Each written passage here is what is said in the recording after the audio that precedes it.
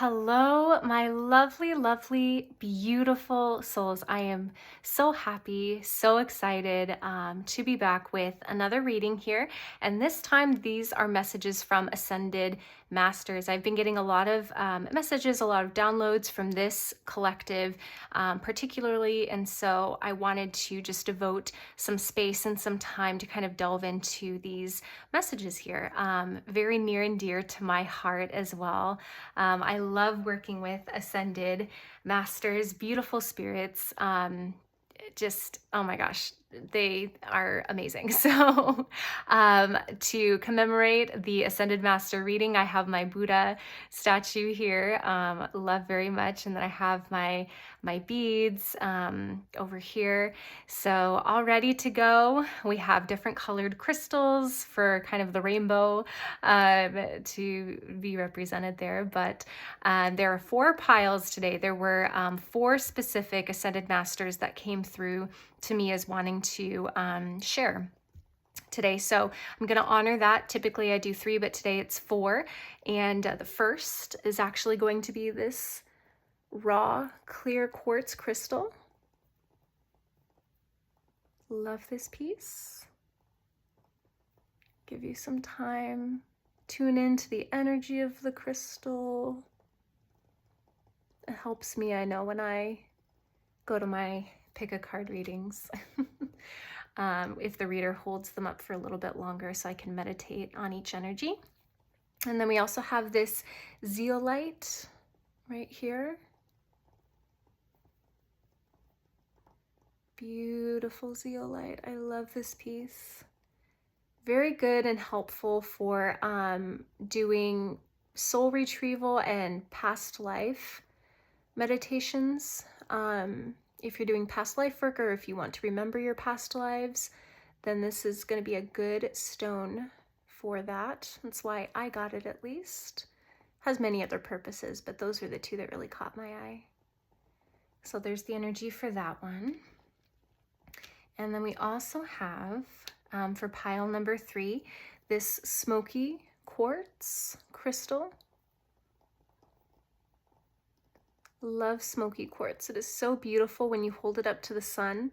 And the way that this is, it's in a point. So this is very concentrated energy. So you can use this for very specific purposes, depending on what you intend it for. So that is the energy here. Okay. And then last but not least, we have our desert rose. Beautiful, beautiful piece here. This one has little bits that glint in the sun. It's so pretty. And it like fits perfectly like in the palm of your hand, so you can meditate with it just like that. That's what I love to do. Love, love, love this piece. I think desert rose is created from sand, if I'm not mistaken. Not sure exactly, but I think that's like sticking in my mind for some reason. Okay. Beautiful. So those are the 4 piles. Go ahead and take a minute, use your intuition, tap into the energy, see which one is calling your name. If more than one pile is calling to you, trust your intuition, and go ahead and you can do 1, 2, 3, or even all 4 of them, depending on where you're being led. Always trust your inner guidance. Do remember, however, that these are general readings. So please, as always, my friends, use the shopping cart method. Take what fits, take what feels right, leave behind the rest. And without further ado, I will see you in your readings. All right, hello, my beautiful pile number 1s. So if you chose this raw clear quartz crystal, I was about to say crystal, this clear crystal, then this is for sure your reading, my dears. So this reading is a little bit different because I originally was going to do a card for each energy, but they really wanted me they already told me, they're like, we encoded our energy within each crystal, so just tap into the crystal first. So they're having me do this reading a little bit different, which, hey, I'm all for. I definitely don't mind. And I feel that's why they were also guiding me at the beginning to hold the crystals for a little bit longer so that you guys could tap into the energy of each crystal, because they have encoded parts of their energy. Yeah, one of my lights just moved, so that was for sure confirmation. I don't know if that came through in the video, but as I was just saying that, it moved. So interesting. So just kind of first things first, right, I didn't even tell you what Ascended Master this is. Hello. So the Ascended Master that first kind of showed himself to me as wanting to work in this reading was an Ascended Master called Sanat Kumara. And as far as I know, he is a Rishi. I don't know if I'm saying that correctly. Rishi. I think when I looked it up briefly on Google, he was a Rishi in old ancient Hindu Vedic scriptures and texts. So he is very much a high-ranking ascended master, and he is from the Hindu tradition, as I said, but his energy is very much it's like this shimmering gold, almost as if you're underwater. You know, when you're underwater and then you see that like metallic, gold shimmery sheen, and it's like, I can't describe it, but his energy feels like warm tea. Does that make sense? Like drinking a warm cup of tea, but like you're immersed in like that warmth. And it's like there's this golden energy all around you, and like there's time and space has stopped, and you're just in this beautiful glowing energy.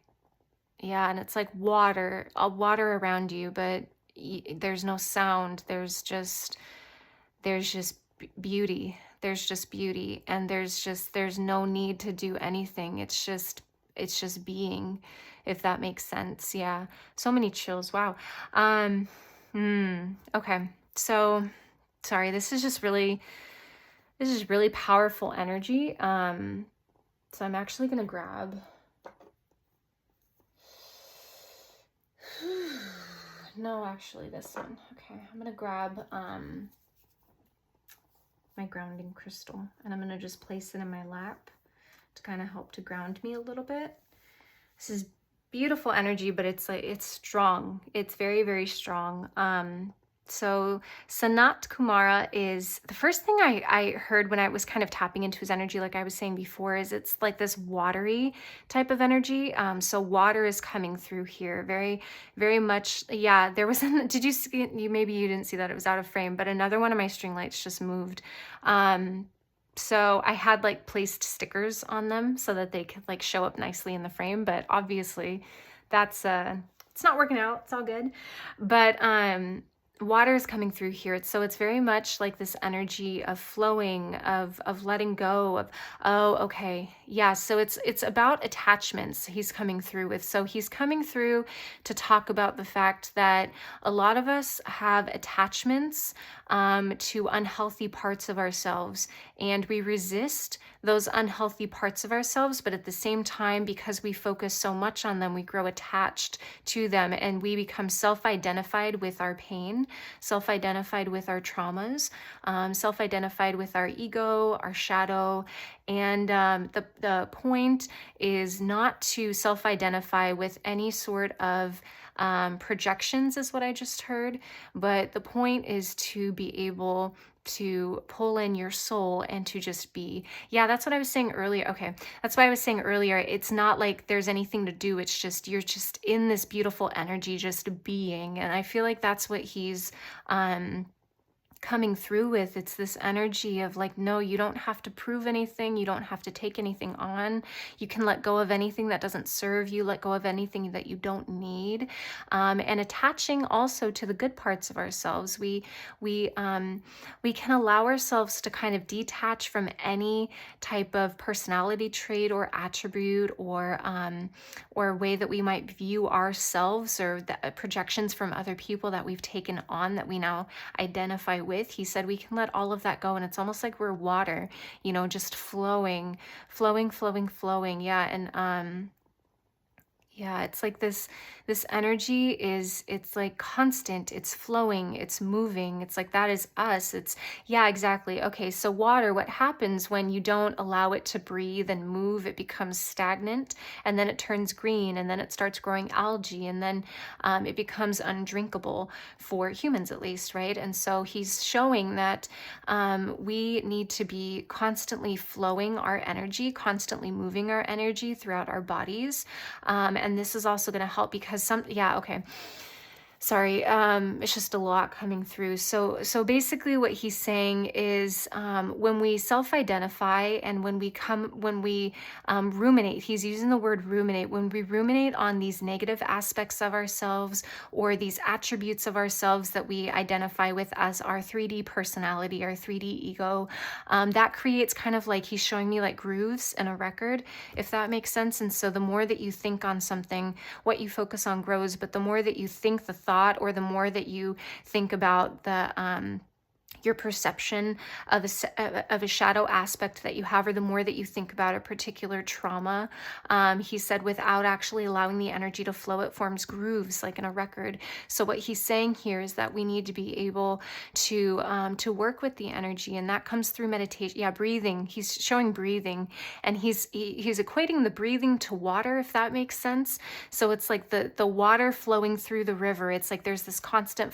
I don't know why I just apologize to my plant. There's this constant flow of the water, but it's the same with energy. Our energy is like water moving through our bodies. So the chakra systems, he's showing me that the more we breathe, the more it allows that energy to flow through us, and the less chance it has of becoming stagnant within us, because that stagnant energy is what over time, if we don't deal with it, but we still ruminate on these thoughts and these projections and these personality traits that we self-identify with, it creates this unmoving energy, and it creates blockages. Blockages is what I just heard, energetic blockages. And so that's how that happens. But the more that we meditate, the more that we practice breathing, breath work is coming through here as well. He's saying that breath work would help a lot of you with your anxiety. It will help your nervous system. It's going to help you in some way with being able to center yourself and be more present, is what I'm hearing as well. So the more that we allow ourselves to just breathe, like when you think about it, yeah, he's showing me like when you're anxious, you do lots of shallow breathing. He's showing me like kind of like shallow breathing. That's a really exaggerated version, but we do a lot of that type of like kind of breathing where it's like very shallow and it's in our upper chest, and that's how we have panic attacks, and that's where those energies kind of sit. But he's showing me that the more that we allow ourselves to, when we feel stressed or anxious, to be able to just stop, center, and to breathe deeply, hold it with so he's showing me you need to be able to breathe in fully and hold it with the breath full, so that you feel the pressure from the inside out. He said that does this, interesting. So it's the same stimulation as when you hug someone, like, there are certain people where it's shown scientifically.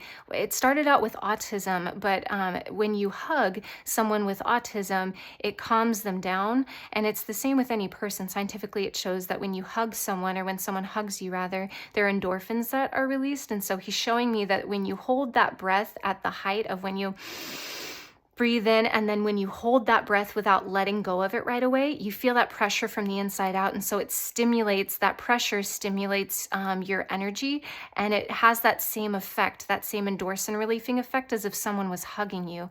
That's so interesting. Okay. Right. So water, breathing, allowing our energy to flow. Those are all initial messages that are coming through here. So, okay. That's that. And now we're going to move into some tarot.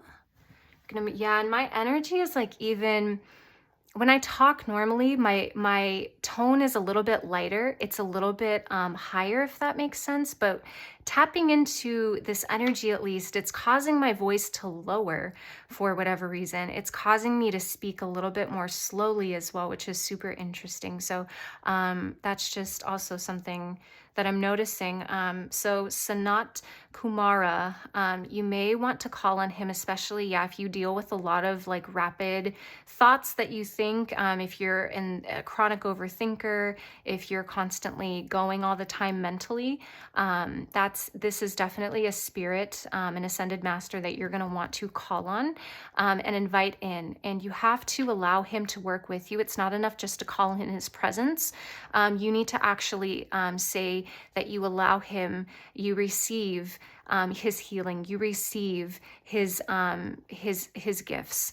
I don't, his gifts, that doesn't make any sense, but he's saying gifts. Like, you need to say that you receive his energy and his presence and his healing into your soul, so that he can properly work with you, because he's saying free will does dominate the world, the earthly plane, which is necessary in a lot of ways. But because of that free will, it's not enough just to call on him. You need to actually invite him in to work with your spirit, and you need to allow yourself to receive that healing, is what I'm hearing. Okay, so now we're going to get into some tarot. Let me actually clear this energy first things first. No energetic bleed throughs here. No siree. It's so funny. It's like my humor's still coming through, but it's at a lower octave. So it's just very interesting, this like space that he's putting me in. He said humor heals the soul. That's what I just heard him say. Humor heals the soul.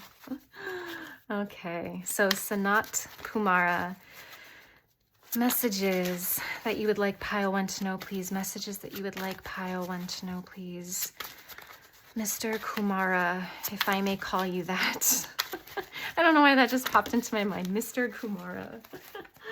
Okay, so we have death coming through. Rebirth is what I just heard. Transcending from an old energy into a new energy is another thing that I just heard. Yeah, we were talking on blockages before. It's almost like he's saying, thank you. It's almost like he's saying that being able to transmute the blockages, to be able to get those lower density, it's like a dam. He's showing me like a dam of lower density energy, lower vibrations that you're able to just kind of push through with this transcendence through the breath. He's saying through the breath, through being present, through being mindful in your meditations. Yes, to be able to get yourself, confirmation. There was something that just hit against my window. I don't know what that was, but it was a big thing, if it was an insect. And then he said it allows you to stop those cycles. He's saying it allows you to stop those harmful cycles in your mind that allow those grooves, those record grooves that we were talking about earlier. That's how that happens. So he said being able to be present and breathe and staying mindful, that's going to allow those cycles to stop. Then we have 3 of coins coming through here, 3 of pentacles in reverse. I'll show it to you upright as well. Okay, that's coming through here. Okay, so Sanat Kumara, messages that you have for Pile 1, please. Messages that you have for Pile 1, please. Messages that thank you. Then we also have 6 of Swords here as well. And he wanted this upright in particular. Okay. All right, Sanat Kumara. I should clarify, this came out in reverse in reversal at first, but then I heard upright, so I changed that. Okay. Sanat Kumara, messages for pile 1, please. Messages for pile 1, please. Thank you. Yes. Beautiful. Then we have the 4 of Wands here. Beautiful, beautiful, beautiful. Yeah. Okay. I'm going to do one more. Sanat Kumara, messages for, thank you. Oh, no. He was like, you're not doing one more. You're doing 2 more. Reversed or upright? Okay. He wants the King of Wands upright, but the 2 of Swords here is coming out reversed. I'll show it to you upright, however. He's really wanting me to allow these cards to be shown because he wants you to meditate on the energy. He said that some of these can be powerful visualizations that you can use in your meditations, especially this one, this 2 of Swords energy. He's saying that this can be a powerful visualization for a meditation, for purification, and also to help alchemize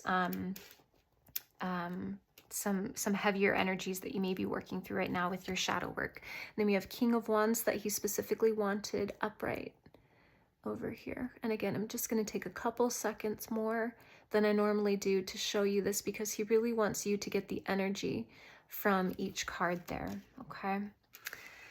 All right, so there's that. And then back of the deck, we also have King of Swords, but this is in reverse. But I'm going to show it to you upright. Okay. Alrighty. Yeah, so I'm seeing a few different things here. I'm seeing, yeah, what did I say? So death was definitely, I was getting rebirth here. I was getting transcendence, and that's to me clarified here, or it's reconfirmed, I guess you would say, by the 6 of Swords here. There's like this movement from this unstillness or unrest is what I just heard. Thank you. Yeah, there's like this unrest currently within your soul is what I'm hearing, within your spirit, within your mind, that is causing you a lot of upset right now, pile 1. And then what he's doing is he's saying that through this, yeah, 2 of Swords is like this, traditionally 2 of Swords can really just come through and talk about being caught between 2 different energies or feeling stuck between 2 opposing kind of forces or ideas or decisions or whatnot. But here it's almost like there's, I keep seeing like this alchemy energy, especially with the fire coming through here as well. And it's like he's showing you that it's been very difficult, this work that you've been doing to be able to alchemize this energy, especially with death here being present as well. And it's been very, very exhausting. I'm hearing very draining emotionally for you. And it's something that is very kind of even tough. I'm hearing it's even tough for you to be able to talk about it. So some of you may go and see therapists, and it may be something where you can't even kind of get the words out is what I'm hearing. It may be something where it's, yeah, I'm feeling a lot of energy here in my throat chakra. And it's the kind of energy that kind of rises up to the back of your mouth, so the top of your throat, I guess you would say, but that's kind of typically what happens when there's a lot of stuck energy in there, when there needs to be a release. Crying is a great way to be able to release that energy. Yeah, and it's almost like he's showing me the water again. So before, when we were talking about breath and equating it to being similar to the water, he's showing me, yeah, it's like I do you hear that? It's like almost like my breathing is shallow, my chest is tight, and I feel that that's your energy, pile 1.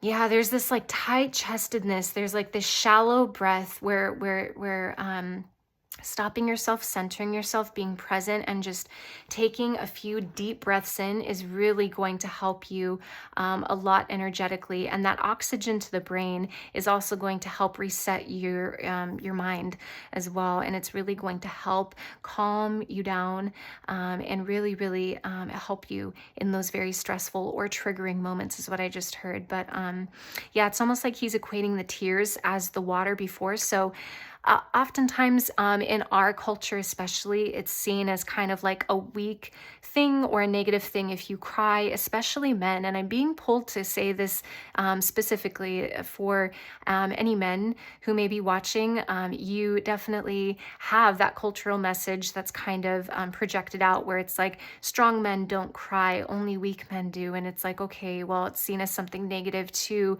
show your emotions or to be vulnerable. But this ascended master is coming through here to say that actually it's a very healthy thing to cry, and it doesn't show any sign of weakness. In fact, it's a sign of strength, because what you're doing is you're allowing yourself to feel, and that's a very powerful thing. You're actually validating your own self. Wow, this powerful. You're actually validating your own self and your own experiences and your own emotions when you allow yourself to feel them to the fullest. That includes crying. That includes if you need to, take a big pillow and just kind of like, go at it and punch it because you feel angry or whatnot. There are these great kind of spaces that he's showing me as well, where it's like you can go rent a room and it's like full of this stuff where you have a sledgehammer and you can just like smash it. And it's almost like it's like escape room style, but it's like these rooms where you can pay to actually go in there and have a sledgehammer and smash these things. I'm not sure what that's called, but you may want to Google that, because for someone that could be very therapeutic. I'm hearing it can be very helpful to release a lot of pent up energy and help those blockages, those energetic blockages move through, so that it can actually flow like water again, instead of being stuck and stagnant, almost like there's a dam there preventing any type of flow from happening. Okay, so that's definitely something that I'm getting there. And then also with the Four of Wands energy and then the King of Wands that he specifically wanted upright. It's like this beautiful story of you coming back to yourself and you being able to be okay with who you are, right? And it's almost like you've been in this cycle of overthinking, overstimulation in the mental body, but also taking on other people's projections and your own opinions about yourself that may be slanted, is what I just heard, or skewed. So they may not be entirely accurate. And he's saying to maybe drop those all together and to just focus on loving yourself as the beautiful soul that you are, and to be able to just let yourself be, to let yourself feel this joy, this happiness, and to allow yourself to to come into the sun and to just shine. And it's almost like he's showing me too. It's so funny. There's this fire around here on the bottom, and then here it's almost like there's this phoenix energy that's emerging, and there's this fire along the phoenix's wings, and it's almost like that's you. It's like you're coming from this old space, this old paradigm of you feeling stuck, of you feeling like there's nowhere to go, of you not knowing what to do. Yeah, especially with this Two of Swords in reverse, it's like you're stuck in this fire, but it's almost like what he's saying is use that fire to your advantage. Use that fire to be able to transmute it and to be able to rebirth yourself into this entirely new, magnificent being. Use what you perceive as your weakness, use that as your strength. And for a lot of us, we see our shadow selves as our weaker selves. We see our egos as something that is bad, as something to resist, as something that shouldn't be there. And oftentimes we'll suppress those aspects of our shadow and our ego instead of actually feeling them, instead of loving them, instead of bringing them to the light. Instead of bringing them to the light like they should be. And he's saying that actually, it's very healing when you actually accept your shadow and your ego, and when you show it grace, love, and compassion.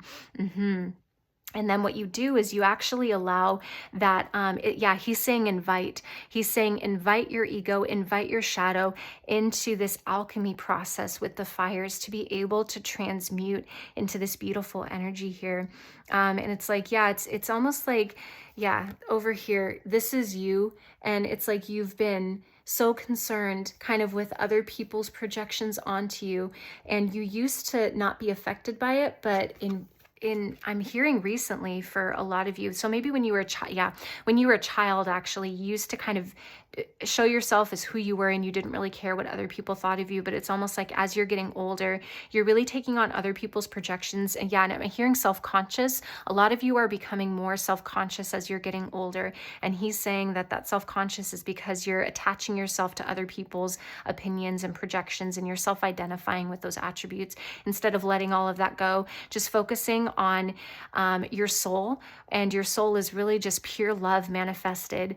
And you just need to focus on, he's saying the affirmation, I am a soul manifested from pure love. I am a soul manifested from pure love, and I radiate love to those around me. He's saying that's going to be a very powerful affirmation for you guys. It's going to really help you remember the fact that you are a soul really just birthed out of love, and you are a soul of love. There's really no other attributes that you need to attach to your own identity. There's no need to attach that to your self-worth is what I'm hearing. And what you can do is just identify yourself as love. Identify yourself as love, pile one. He's wanting me to repeat that.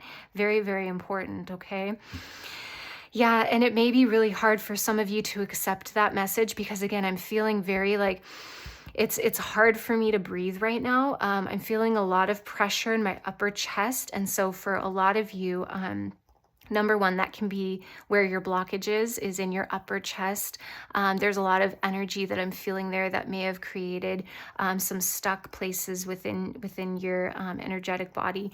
But it's like it may be hard for you to receive that because it's almost like all you've known is just how other people perceive you and taking that on. All you've known is identifying yourself with your trauma. All you've known is identifying yourself with your shadow aspects. All you've known is resisting your ego, resisting your shadow. You don't know how to accept yourself fully. You don't know how to receive love. You don't know how to receive healing. And wow. Yeah, I'm just going to take my grounding stone and I'm just going to actually.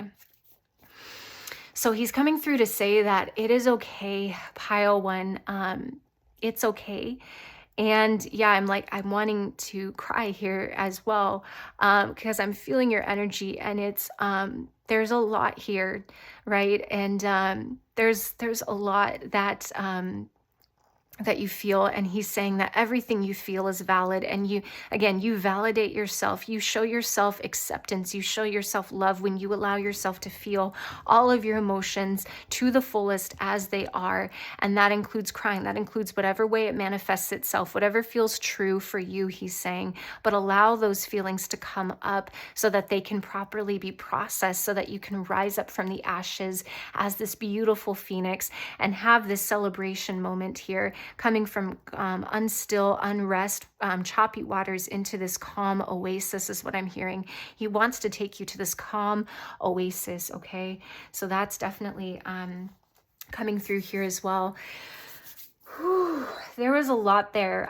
This reading is going to go over, but again, I want to honor the spirits that are coming in to work with me. And I never know what piece of information is going to be somebody's breakthrough, because I know for other readers, there have been multiple moments where they've served as my breakthrough.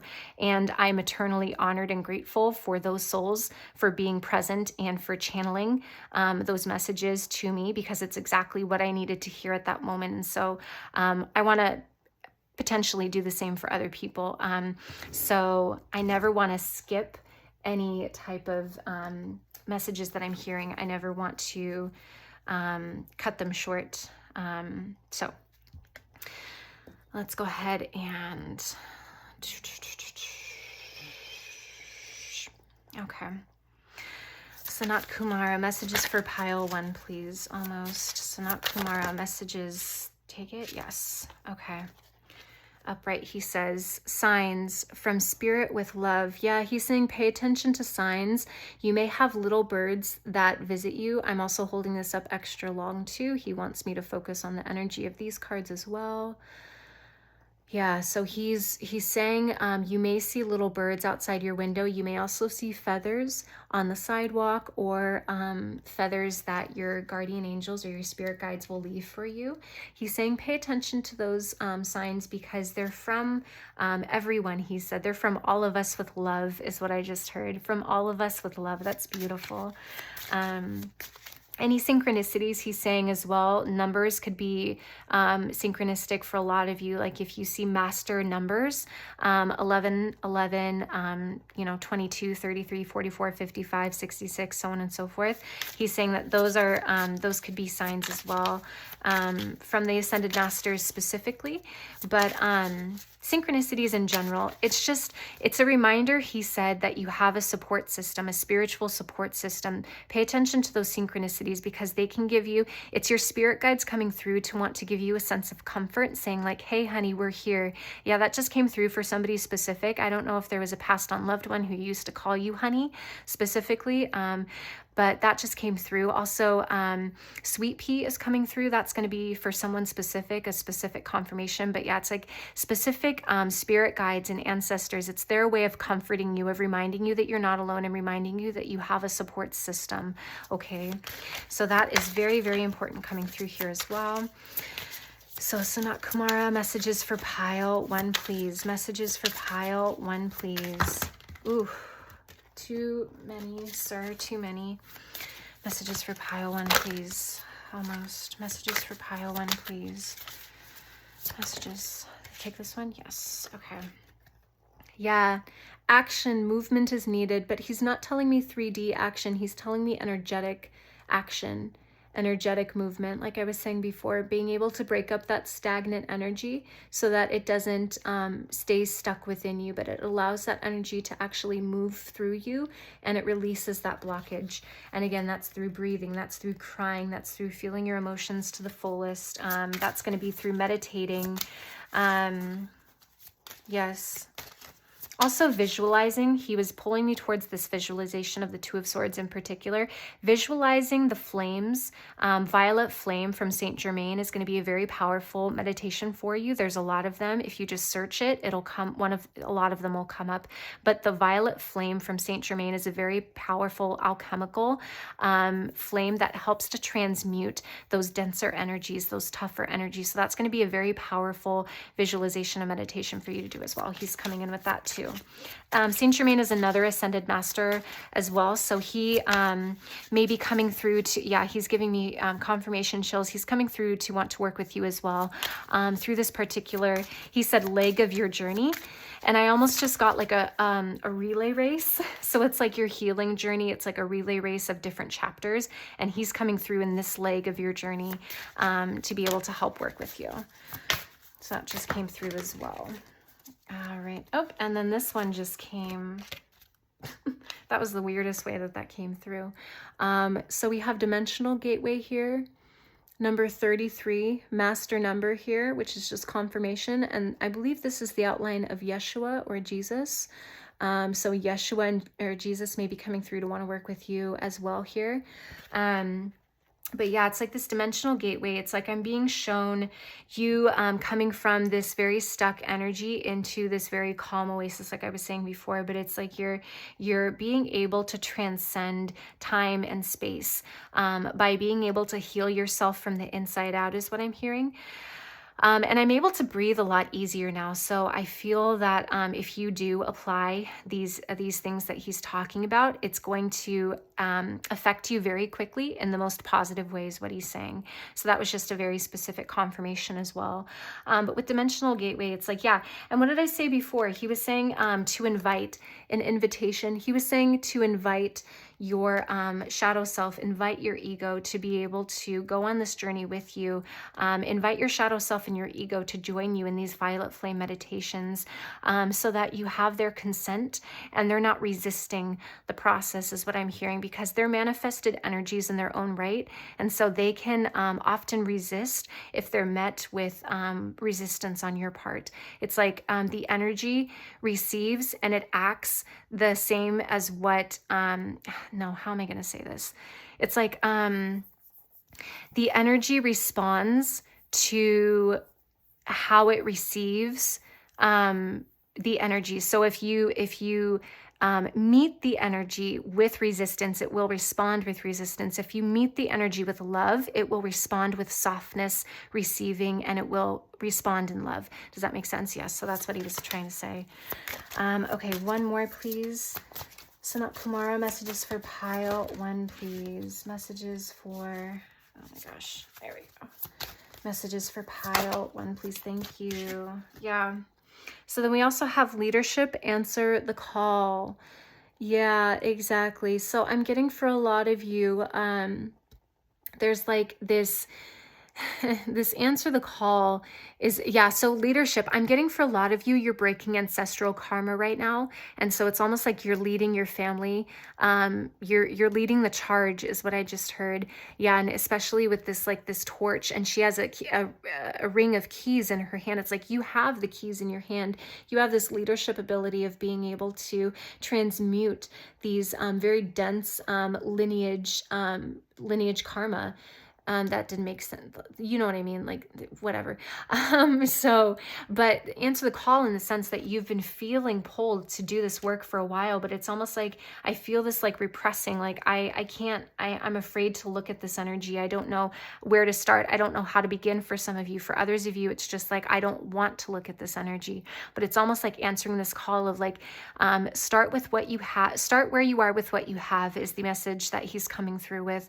And again, starting with that violet flame meditation is going to be a powerful kind of cleansing of your system to be able to get some things moving. And then it's just going to kind of be like Hansel and Gretel is what he's showing me as well. So it's like one breadcrumb leads to another, leads to another, leads to another, one step at a time. It doesn't have to be where you do this full picture and know all of your shadow work and how you're going to do it on the front end. It's like you'll get inspired as you go.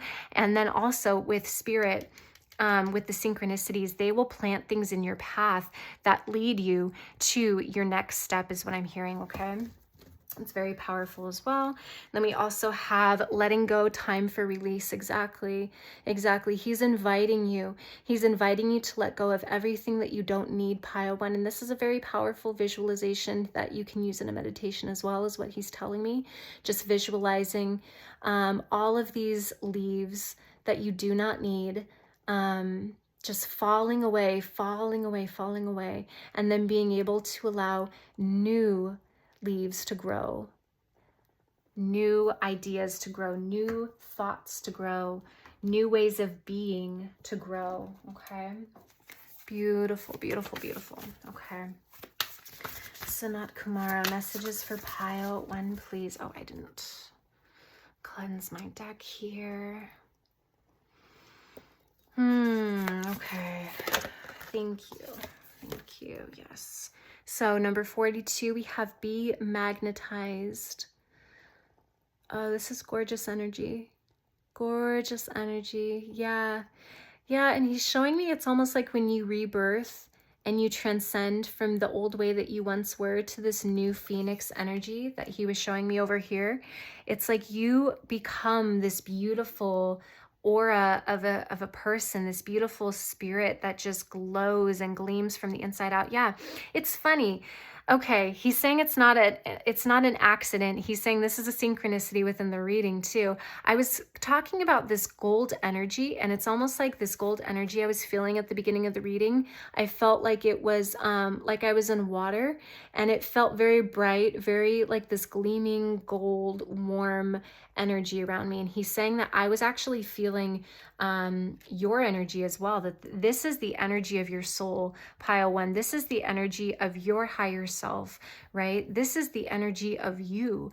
And the goal is actually that all of us become ascended masters one day. And then beyond ascended masters, you have cosmic masters, right? And the goal is that we all ascend to that level.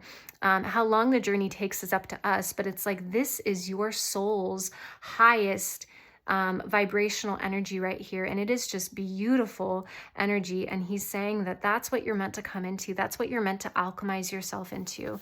And it's a matter of just letting go and releasing, and it's a matter of also just answering the call and just taking that first step forward, not really seeing the whole staircase is what I'm hearing, but seeing the first step is enough is what I just heard. Seeing the first step is enough. Okay. And actually, I don't know why. Okay, let me see real quick here. That fell on the ground. I don't know why I stopped. There's like room for one more card here, and I just completely stopped. Yeah, I knew that wanted to come through. Okay, so 26, we have pink, self-love and nurture. Beautiful. Yeah, pink is also the energy of the higher heart chakra as well. But yeah, there's like this self-love, this like nurturing of yourself, this being able to fully feel your feelings so that, yeah. And then we had a new back of the deck with that, with go with the flow and paddle on. And again, lots of water energy. Go with the flow, pile one. Yes. Do not resist. Do not force, but allow yourself to just release, let go and be, release, let go and be. That's a very powerful grounding affirmation that you can do in times where you feel stressed or anxious. He's saying that you can just use that affirmation and repeat it to yourself as you breathe in and out. Just repeat either out loud, or if you're breathing, repeat it in your mind. Release, let go, and be. Release, let go, and be. Release, let go, and be, pile one. Okay, that is definitely something that he wants you to focus on in those moments, those triggering moments, because it can be overwhelming. And oftentimes we use our lower, it's called our lower reptilian brain, when we are operating from instinct or survival mode, or if there's a lot of adrenaline in our system. I don't know why it's called that. I think it's because, I can't remember, but if you Google it, it's called the reptilian brain, I believe. But if you breathe and you allow that oxygen to flow in, it allows you to tap into your higher self, and you can hear your spirit guides much more easily, is what is what they're telling me. Okay, so Sanat Kumara, messages for pile one, please. Messages for pile one. Messages for pile one, please. Messages for pile one.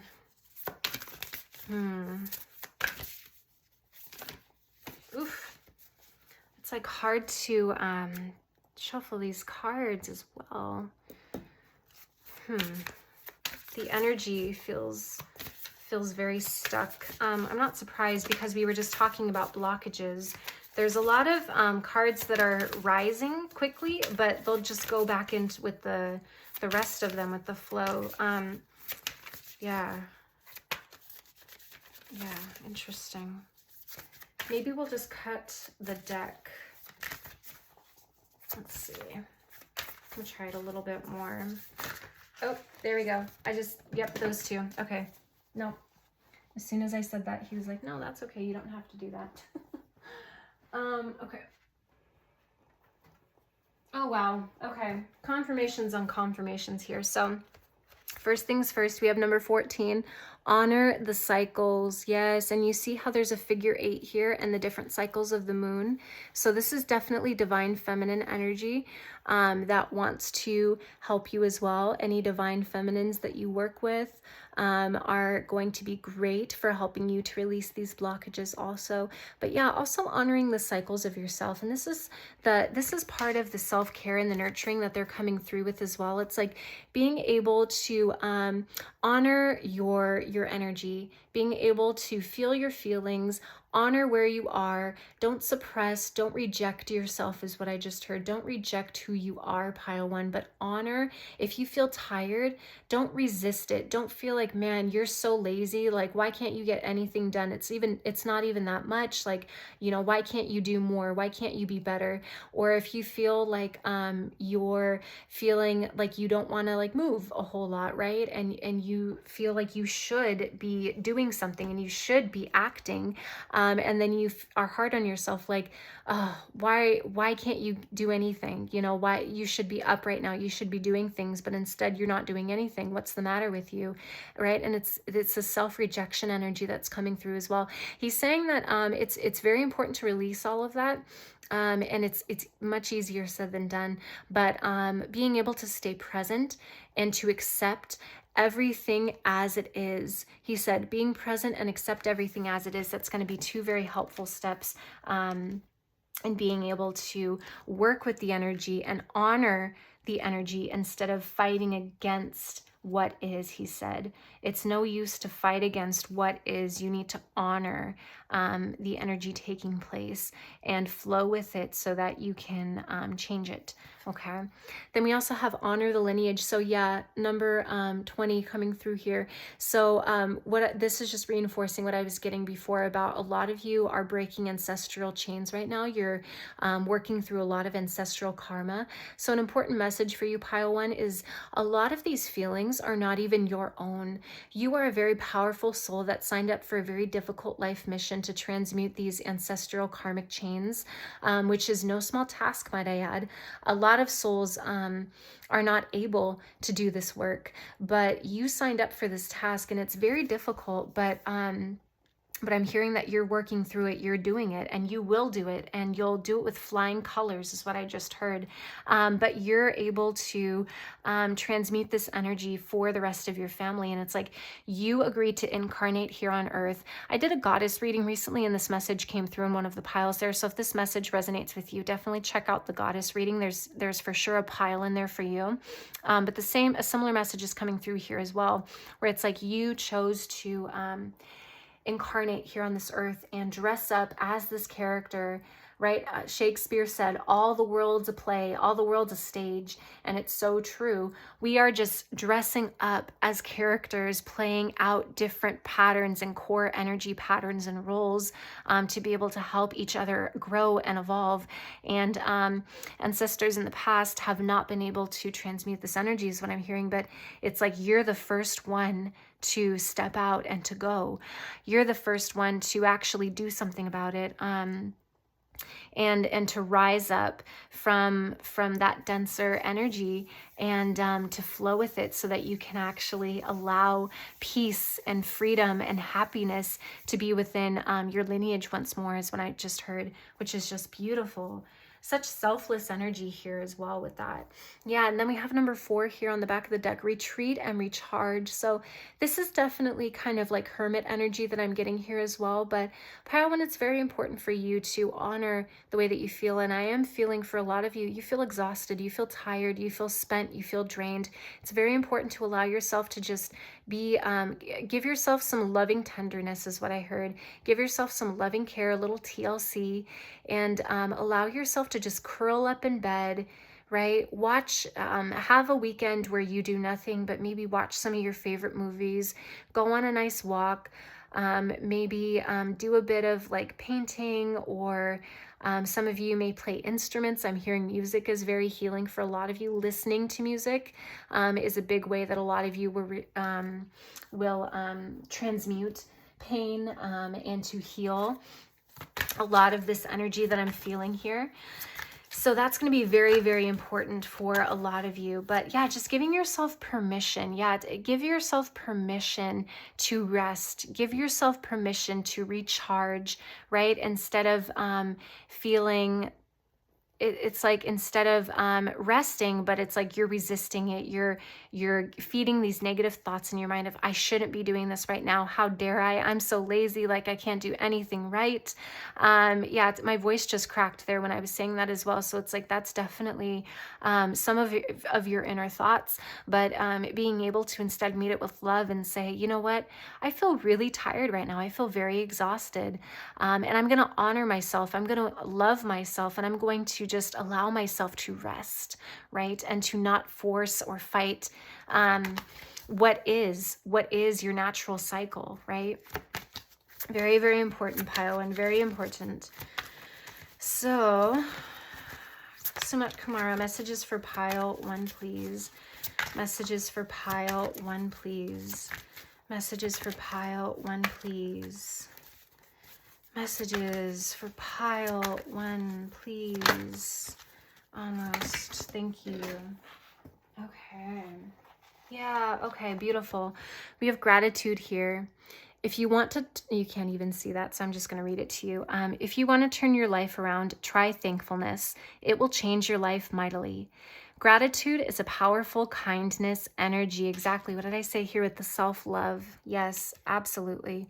When expressed outwardly by giving thanks for the richness brought to you by the other people, their services and contribution, your gratitude builds a feeling of kinship that breaks down all illusions of separateness. Exactly. So that feeling of kinship, that gratitude for yourself, thanking your body for just breathing, thanking your body for just living and for being present with you, thanking your mind for being able to hold space for your consciousness. That's a very powerful self-love for your mind, which often we can see our minds as enemies. But when we actually meet it with love, it's very surprising how quickly we're met back with the same type of loving energy. But it's like, yeah, that gratitude, it's saying breaks down all illusions. So what I said at the very beginning of the reading, where it's like we're taking on projections from other people, that isn't even ours, right? That's not ours to begin with. And we're taking on other energies from past patterns of ancestors, past karma that is not ours as well. So what we're doing is, it's like aftershocks of an earthquake is what I'm hearing. So there's the earthquake, and then there's the aftershocks as well. And it's like we're taking on the aftershocks of this energy. And it's not anything that we need to be identifying with to begin with. It's releasing attachment from all of that identification. And then we also have at the back of the deck here 32. We have wisdom. And it says, if I do it like that, you can see it. There we go. Know well what leads you forward and what holds you back, and choose the path that leads to wisdom. As the Buddha taught, wisdom is the actual means by which we can purify ourselves. Yes, exactly. Purifying ourselves just with this cleansing fire as well, the violet flame.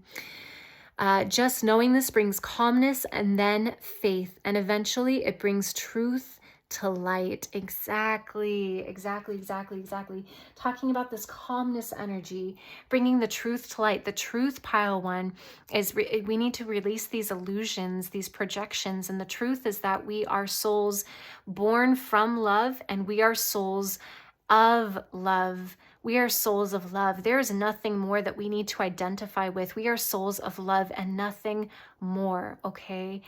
All the rest of these personality traits and who we think we are and all these negative perceptions we may have of ourselves, those are just illusions that have been placed upon us and that we have taken on, all right? But it's about releasing that to be able to bring this truth of that our souls are made of love and nothing more, that we are souls of love, bringing that to the light, bringing that in, to light, and identifying with that instead. Okay, so Sanat Kumara, a final message for pile one, please. A final message for my beautiful, beautiful pile ones, please. That was a good one. Okay. So we have here, vitality with the green light coming through. Green is also a very healing color, a very healing energy to work with. So he's coming through to show you that as well. That could be a very powerful visualization for a meditation as well. Picturing yourself. I'm specifically seeing someone standing in the center here, or and this energy radiating out from the person, or you can picture your head up here, and this is your heart, and then coming down, and then visualizing this column of light from source, grounding you and rooting you into Mother Gaia as well. That could be another very powerful meditation for you to do. I am a being of light. I accept the divine energy in my body, and every one of my cells regenerates. Yes, I am a being of light. I am a soul of love. These are powerful affirmations that he's coming through with. Yes, I accept the divine energy in my body. I accept myself, Pile One. These are very powerful affirmations to tell yourself, to validate your own energy without seeking it externally, right? Wow. Okay, beautiful. And then back of the deck, we have elevation with this purple energy coming through. or violet energy, I should say. Beautiful. Yeah, and they're also showing me as well. So Violet Ray is based off of the 7 rays of the Ascended Masters. And Violet Ray is actually what my channel name is based upon. And the Violet Ray is with Saint Germain. It's very much about alchemy, transmutation, purification, and it deals with all of that. But it's said that our world, just like we're transitioning from 3D to 5D consciousness, it's said that we're transitioning from 6th ray light level consciousness to 7th ray light level consciousness, which is the violet ray. So I will be doing a lot more Ascended Masters readings just because I have been pulled to kind of give more visibility and representation to those types of messages. I see that there's a need there and I want to be able to fill it. And I think that it's very powerful energy that we really can be tapping into, and it's going to help us all a lot in our spiritual growth.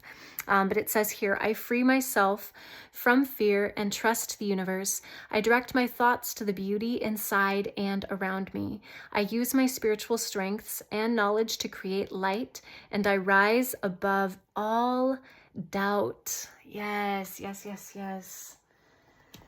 Beautiful. Okay, my lovely, beautiful pile ones, this is where I'm going to leave you. It has been such an honor to be able to tap into your energy. Thank you so much for sharing this sacred space with me today and Ascended Master Sanat Kumara. So with that, do like and subscribe to see more readings like this. I love you so much, and I will see you in the next reading. All right, hello, my beautiful pile twos. So if you were drawn to this gorgeous zeolite crystal, then this is for sure your reading. And we're doing something a little bit different here because I was told that each Ascended Master encoded their energy into each crystal.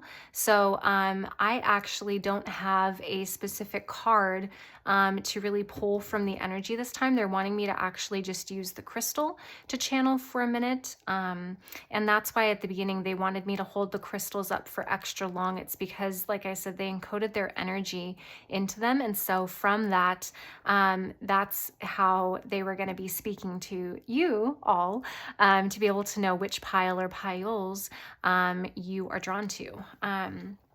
And I'm being told that quite a lot of you are drawn to all of them. So welcome, welcome back, my friends from pile 1. That one was very powerful. But this one I'm getting just the same type of powerful energy. So but it's like this soft energy as well. So as I'm tapping into, oh, I didn't even tell you the Ascended Master. I did this for pile 1 too. I didn't tell you the Ascended Master that you actually chose. This is the goddess Kuan Yin. She is the Batsiva. I don't know if I'm saying that right. Bodhisattva. There we go. She's the Bodhisattva of mercy and compassion from Chinese Buddhism. And I love working with Kuan Yin. I love her energy. Her energy is like, I picture it a soft, glowing pink energy. And then hints of like, yeah, just like there's like these white effervescent like pearls that I picture in her energy as well, if that makes sense. But her energy feels like I'm floating in air. And it's funny because the last Ascended Master felt like I was in water and it was like this golden energy, but hers is like air and it's like this light pink energy with white pearls.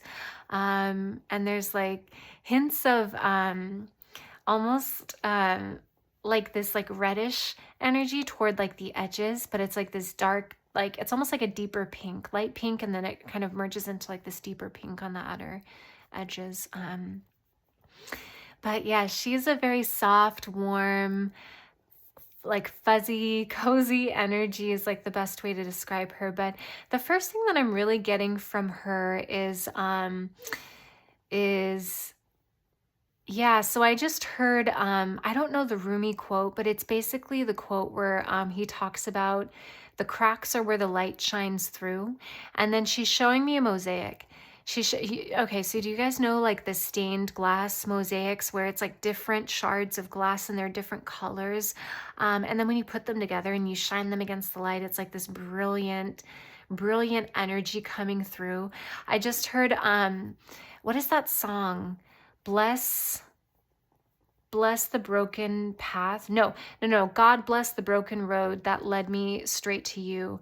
But she's almost showing me like not to resist the parts of your shadow or the parts of your ego that you see as not being worthy or that you see as being bad. She's saying instead to actually embrace them with love and compassion and gentleness is what I just heard specifically. Embrace them with gentleness.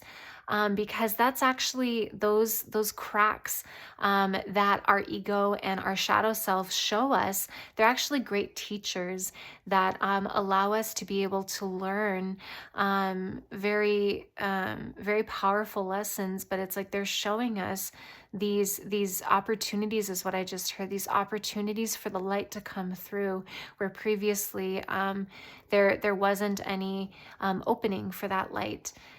So it's like, yeah, the cracks are where the light shines through. And then she's showing me a heart with cracks in it as well.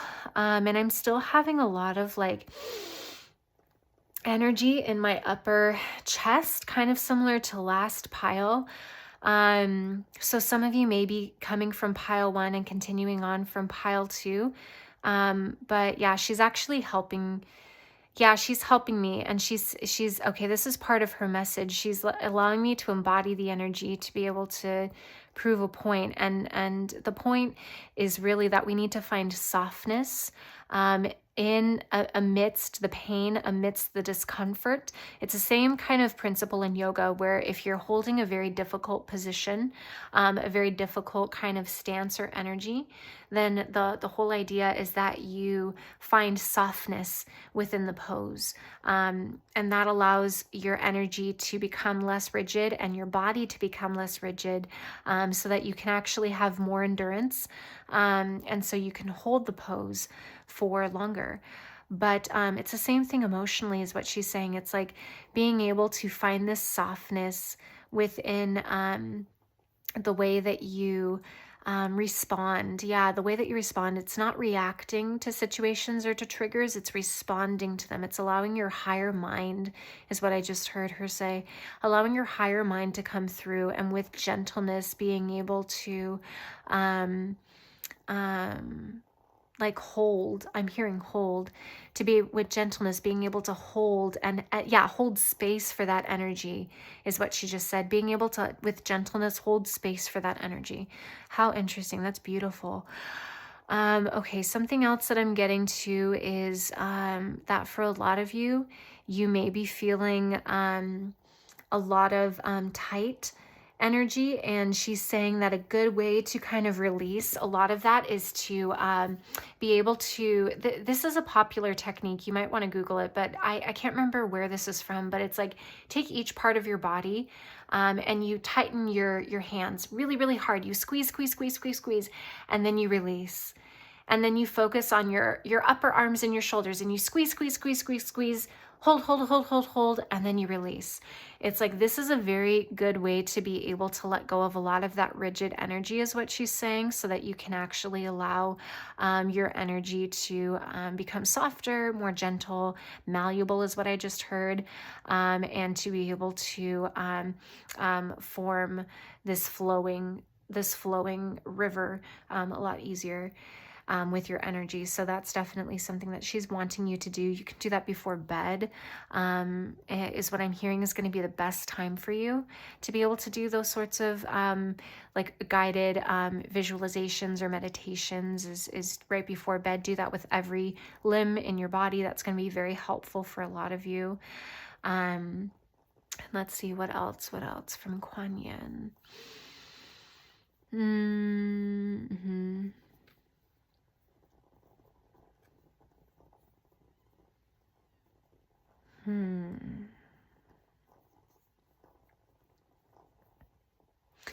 Being able to visualize rays of light coming from you and emanating out, and almost as if it's forming a shield around you. So the light coming out from your body and 360 coming around you and above you and under you and over you. That is going to be a very powerful, it's like a cloak of love is what she just said. And if you actually call upon Kuan Yin and say, Kuan Yin, please cloak me in your love, that's going to be a very powerful way for you to be grounded in love and to be able to feel that compassion and like a very nurturing energy anytime you, and it's like this warm blanket that she's making me. Yeah, I just got a confirmation creak in my window, but yeah, it's like this cloak of love that she wants to cloak you in, and being able to ask her for that, it's like being wrapped in a warm blanket, and just this mother's love that she wants to give to you, pile two. A lot of you could have trigger warning. A lot of you could have very difficult relationships with your mother, potentially abusive relationships in the past with a mother figure or an aunt, I'm hearing for some of you, or even female. So some of you, again, trigger warning, could have grown up in the foster system. And so different foster parents, foster mothers especially, did not really give you the kind of nurturing and compassion and loving care that you needed, pile two. So Kuan Yin is coming through to say, sweetie, I want to be that for you.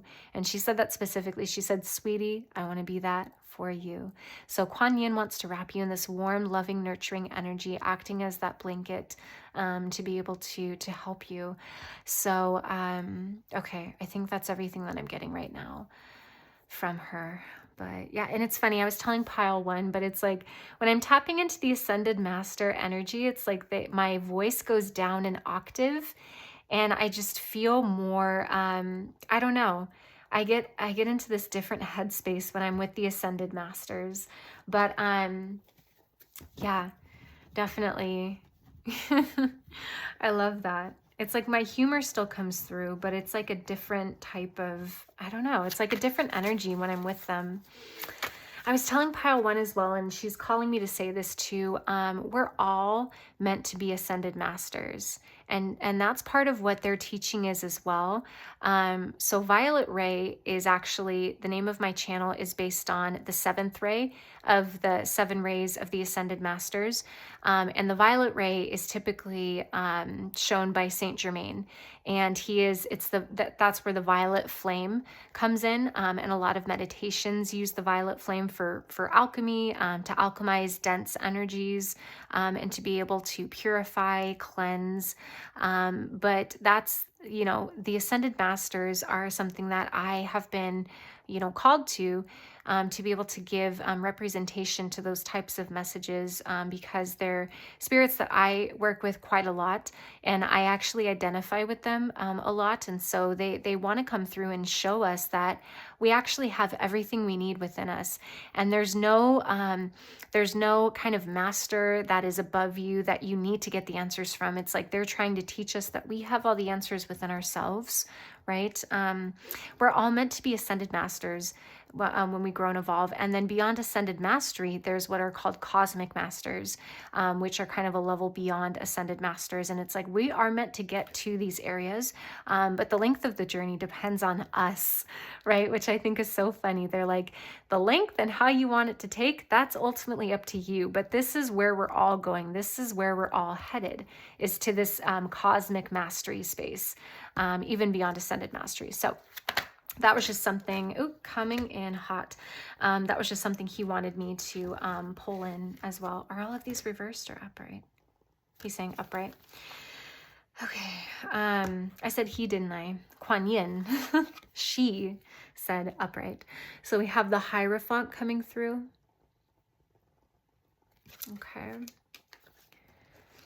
All right. Then we also have the Page of Wands coming through. We also have the Knight of Cups coming through here as well.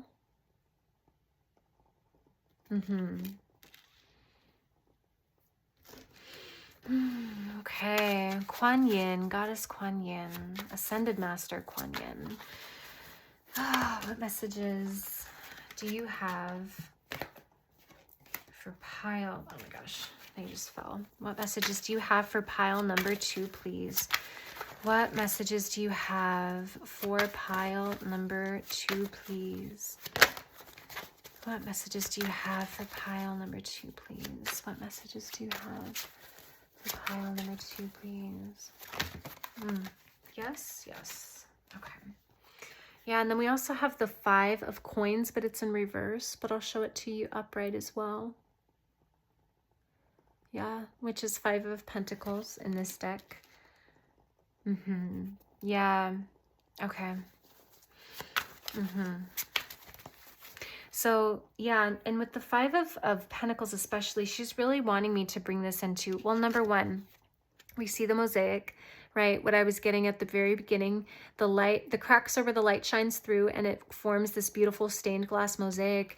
And that is your soul, she's saying. Your soul is this beautiful stained glass mosaic, shining and glimmering in the sun, in the light. That is who you are at a soul level, pile 2. And she's saying that all of those broken parts of you are really just magnificent shards of pure love, right? And it's really just manifested in a different form. But it's an opportunity. She's saying that those broken off pieces of you that you feel make you feel broken is what I'm hearing for a lot of you. You feel broken.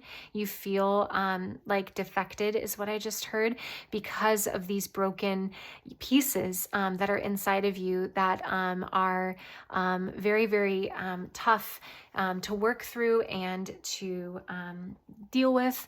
They're very, very kind of like a burn. When you touch it, it's like, like don't touch it. Like it's very tender. It's very, very vulnerable, right? And so these are parts of you that you often reject, or you'll say like, oh, this is why I'm not good enough, right? But she's saying that no, pile 2, that's actually what causes your spirit to have the richness that it does, the depth that it does. That's your own brand of beauty, is what I just heard her say. That those broken parts of you, those broken pieces of you, those are your own brand of beauty that no one else can replicate. There's no one else that has that exact like makeup that you do of this beautiful mosaic. That is you. No one else has that. Each one is different, right? There's no one that is the same, and that's you, pile 1. It's like being able to see that your weakness, what you perceive as your weakness, is actually your greatest ally. It's actually your greatest strength, and being able to work with that energy with gentleness, like I was hearing before, that's going to allow you to work with those hurt, broken parts of yourself, so that you can actually move forward, integrating those. Yeah, integrating is what I'm hearing. So soul retreat. Yeah, okay. And it's funny that she had me do the image of the mosaic at first, because she's showing me that soul retrieval, drum journeying is going to be very, very powerful for a lot of you. So that is definitely something coming through. But the soul retrieval allows you to call back pieces of yourself that you've lost, to other people, to other places, to other times. Some of it is not even from this incarnation.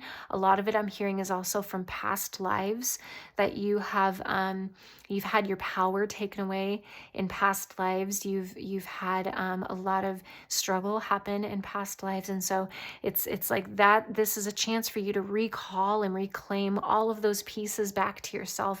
And then Kuan Yin is saying, and then call me in, because I'm going to take all of those pieces that you've just claimed back, and I'm actually going to help you by forming this beautiful tapestry, this beautiful mosaic that is you. And she's like, I'm going to craft it with love, is what I just heard. So she's wanting to come through, and she's wanting to bless you with this, pile 2, which is just, oh my gosh, so incredibly powerful, so beautiful, that she wants to do this with you. Wow. Oh my goodness. Okay. And yeah, it's almost like with the Hierophant coming through here as well, it's being able to find wisdom amidst your circumstances. And it's like being able to understand that it's not because of, what's the word?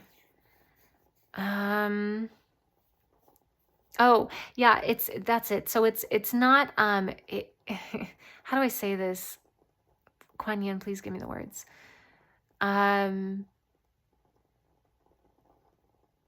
It's not shining despite these broken parts of you. What you see as hindrances is what I'm hearing.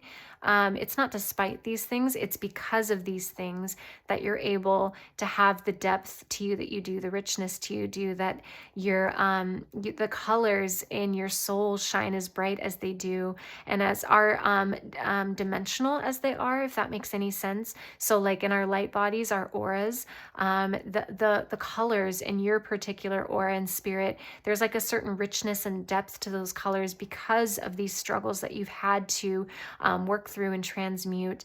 It allows them to become more vibrant is what I'm hearing, which is very interesting. I've never heard something like that before, but yeah, so that's definitely something I'm getting there. And that potential lives in all of us, but it's the amount of it's how much we allow our light to shine through and to come through, which determines its brightness, its visibility, its vibrancy, all of that.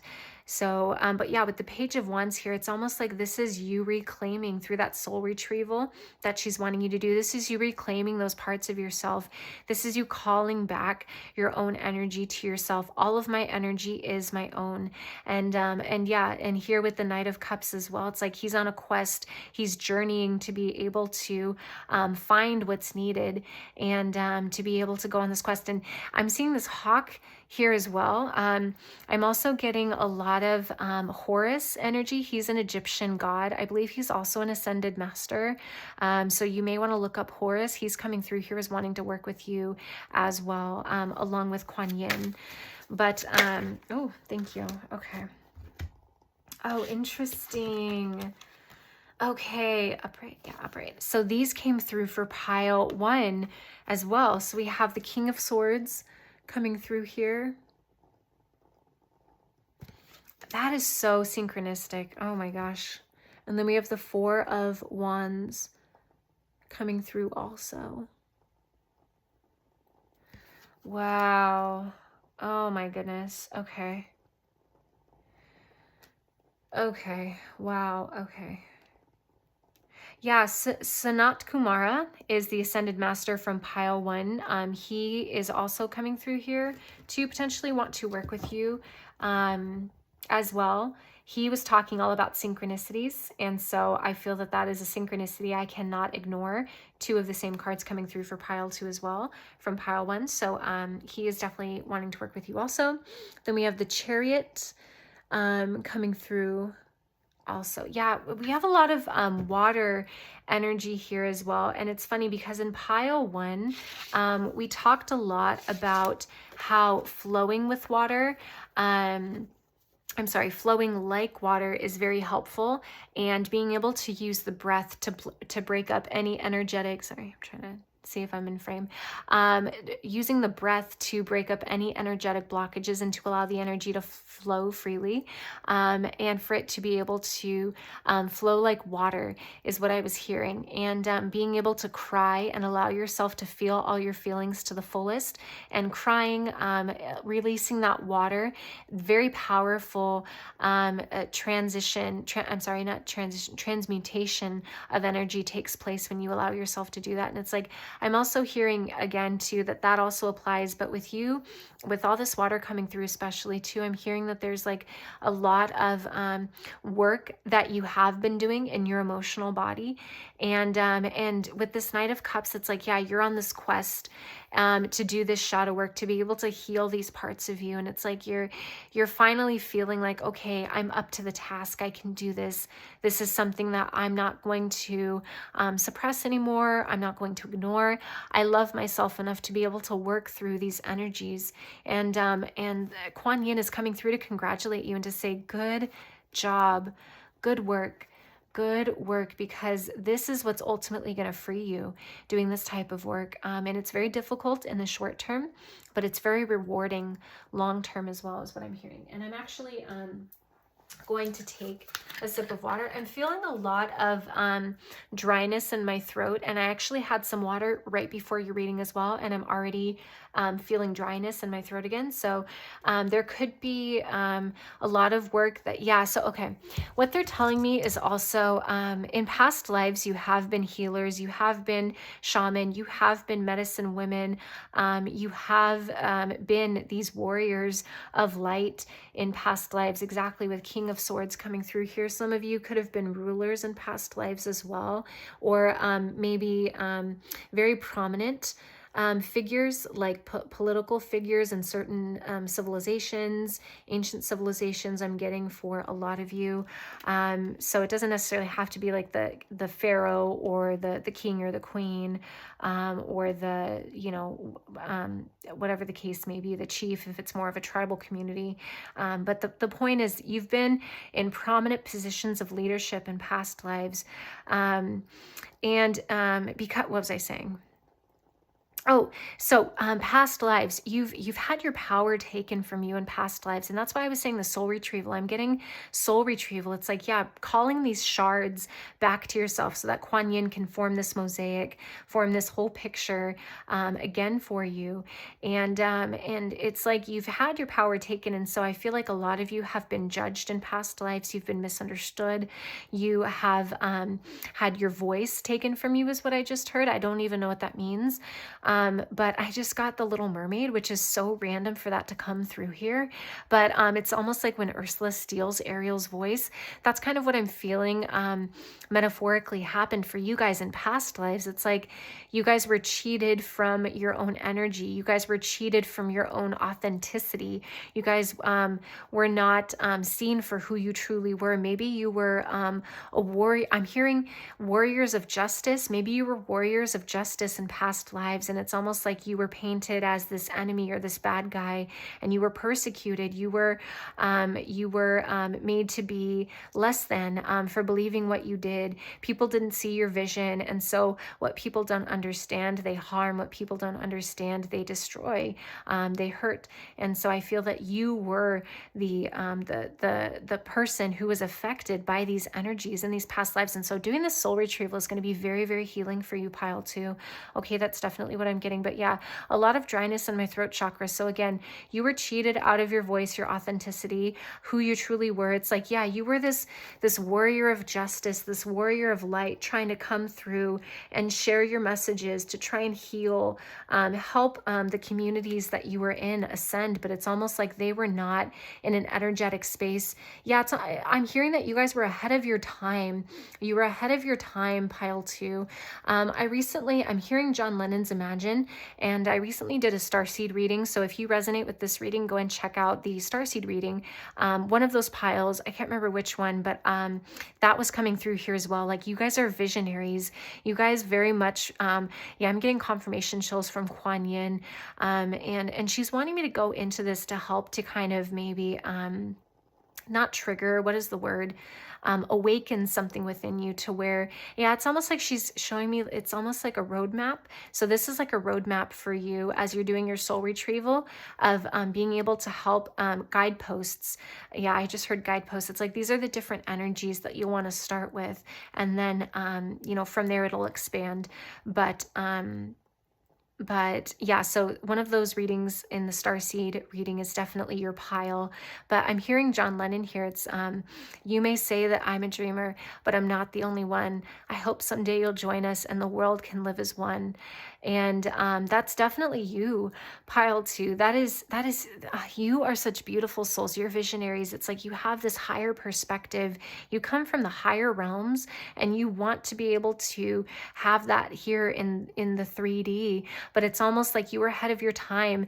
You were not in a place where people received the wisdom that you had to offer. They didn't take what you had to give, and so it left you feeling very isolated, very alone. Exactly, with this 5 Five of Coins energy as well. It's like this was you feeling like I can't do anything right, and these people don't understand me. And here I am. I'm hearing you were imprisoned in past lives as well. So, but the point of all of this is that I'm sorry, I'm going to take a drink of water. Okay. I really needed to do that. Kuan Yin was like, take the drink first.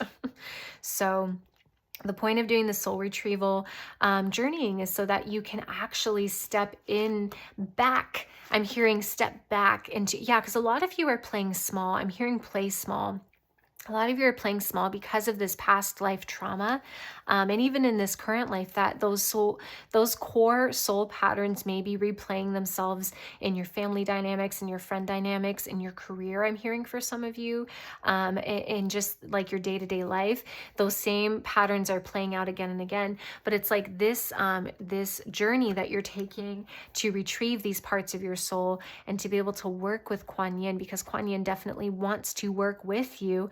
Receive and accept her healing and her guidance is what I'm hearing her say, because she wants to help you embody this King of Swords energy again, so that you can be this magnificent ruler, right? And this beautiful soul emerging once again, and have this celebration, this pure joy that you're feeling once more, so that you don't have to feel isolated and alone.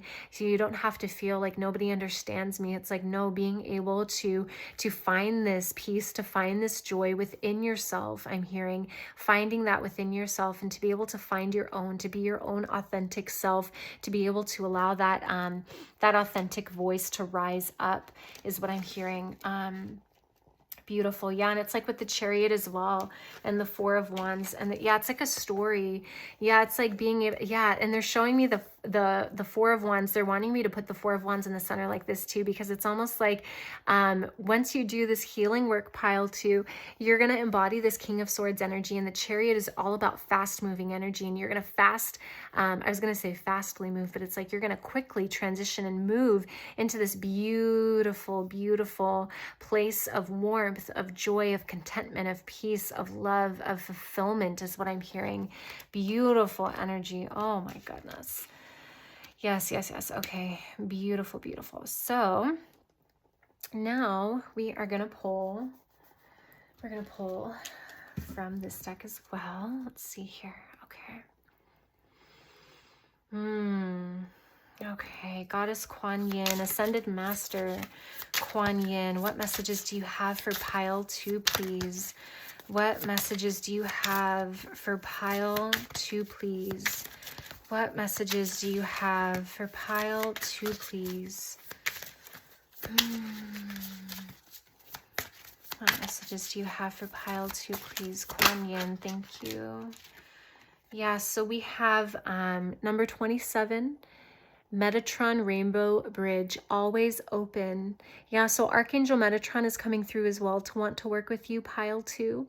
But I love how, again, such a synchronicity that we have the 7 rays of light coming through here as well, which is definitely Ascended Master energy with that rainbow light.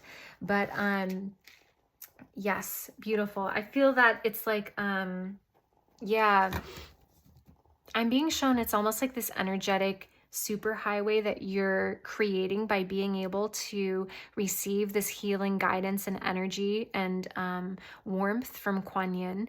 It's like that's going to allow you to kind of leapfrog over this stuck place that you feel like you're in, this lonely place, this isolated place that you feel you're in, because it's going to allow that blockage to release. Yeah, kind of from pile one as well. It's going to allow that blockage to release so that you can actually flow through to the next space, to this beautiful Four of Wands energy.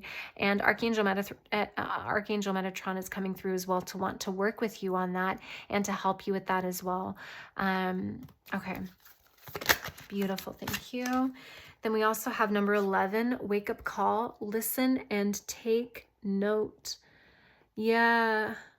So what I'm getting here is a lot of you may have felt like the world was gray around you. You may have felt like you didn't really have a place in this world, which, can I just say, pile two, like I have been there, and I had a very deep dark shadow experience, a very heavy dark night of the soul, multiple, in fact, that I've had in my life. And when you're in that place, it's like you're here, but you're not here. It's like everything is in shades of gray, and you can be in the most happy of circumstances. You can be surrounded by people who are joyful, and you can be in the most beautiful scenery, but inside it's like you don't connect fully. It's like you're there, but you can't fully be present there. There's something kind of where it's like you feel like you're in a trance or a dream state going through your life when you're in that sort of headspace. And so this is almost like the wake-up call, being able to show you that no, actually Kuan Yin wants to help you reintegrate yourself back into the world, and being able to show you that no, the world is for sure a safe place. The world is definitely a place that needs you, pile two, needs you to show up as your full self, is what I just heard. The world needs you to show up as your full self, is what Kuan Yin just said. And she's ready and willing to help you do that. Just call upon her and receive her guidance, receive her help, pile two, because she definitely wants to make you whole again. Yeah, make you whole again. Very powerful. And then we have two more here. We have clarity, go within, number 15. Yeah, and then we have up here this diamond crystalline light, which I love.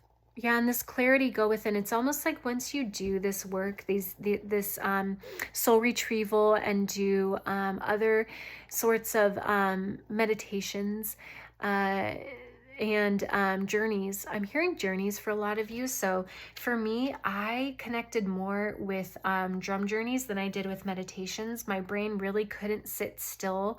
I could do guided meditations, but I couldn't do just regular meditations. But for some reason, it's like whenever I hear the drum beat for drumming meditations, it just calms my brain to where I can go easier into like this trance-like state, and it allows me to go into the different dimensions that I need to be able to pull back the wisdom that I need from those different realms and energies and spaces. So they're showing me the same thing with you. It's like you may identify more with drum journeying, and vision quest is what I just heard for some of you. That's going to resonate with a couple of you, but those are going to be very powerful forms of meditation that really resonate with your soul, is what I just heard. And then so that's definitely coming through there. And then we have number 6 as well. We have love, relationships, and harmony. Yeah, and what I'm getting from this as well, and very fitting that this would come through with Kuan Yin, but it's almost like this harmony, this love space is meant to be for you first and foremost, so that you can come back into harmony with your soul, with yourself, with your spirit, with your higher self, and then that's going to expand outwards, is what she's saying. It's going to expand outwards from within, so that in your friendships, in your family dynamics and relationships, it's like those relationships are healed, they're made whole, they are transformed into something new and beautiful and permanent. Permanent energy is what I just heard. So some of you may go through periods of where with maybe a friend or a parent figure, you have moments or seasons where you get along, but then it's like something triggers each of you, and then suddenly there's discord, right? And you pull back from each other, and then you come back and it's like, we're together again, so great. And then someone gets triggered, and then there's this blow up, right? There's this discord that happens. It's like that soon, once you do this work, I'm hearing that she's going to allow those relationships to actually come into perfect balance, perfect harmony, so that you won't have to go through that cycle anymore, so that you can actually stop that cycle from happening. And of course, I want to add a note here. She wants to clarify a little bit where relationships are a two-way street. So even if you respond healthily, it's still very possible for someone to respond in an unhealthy way. But what she's showing me is that you will no longer be triggered by their response. And you not being triggered and you being able to offer calm energy, loving energy to them, even when they're giving you, negative energy, that's going to allow them to soften, is what I just heard. That's going to allow them to soften, and then they'll be more free flowing in the relationship. But for some of you, I'm hearing that there are some relationships that intuitively you know that you needed to let go of, and definitely listen to your intuition, listen to your gut guidance is what I just heard. That's interesting. Listen to your gut guidance. But she's saying that for those of you who intuitively know that there's certain relationships you've had to let go of just because, they've been toxic or for whatever reason, she's saying listen to that and honor that, because that's definitely true for some of you. Not all relationships are meant to be brought back together. Okay. Kuan Yin, messages for pile 2, please. Thank you. Yes. Oh my gosh. Okay, hold on. Come on. We got things to do here. Things to do. Okay. So we have number 46. Yeah, authentic self. Who are you? Exactly. So this is your authentic self coming through and being able to do this soul retrieval to reclaim exactly who you are and what you stand for, and to allow that to shine through is just beautiful. And Kuan Yin wants to help you reveal your authentic self, your true self, reveal those parts of you that you have kind of shut down or you've stifled. Okay. And then 26, this came out for pile 1 as well. So yeah, further confirmation, Sanat Kumara as well. He is an ascended master from pile 1. He wants to work with you too. We have pink, self-love and nurture. Yeah, it's like this is her core energy, and I'm not surprised this came out with Kuan Yin. This is her core energy, and this is what she wants to help you with. Pile 2 is being able to nurture your own energy. Being able to take care of your own needs, releasing expectations on others, and being able to take that on yourself and take care of, be a good steward of your own energy is what I just heard. And you're meant to find this 4 of Wands first within yourself and then outward with other people, but it starts inside, pile 1. It starts within, and Kuan Yin wants to help you do that inner work right now, and that is definitely something that she is communicating over and over and over again. She wants you to get that message for sure. Okay, so Kuan Yin, messages for pile 2, please. Messages for pile 2, please. Messages for pile 2. Messages for pile 2. Oh my gosh.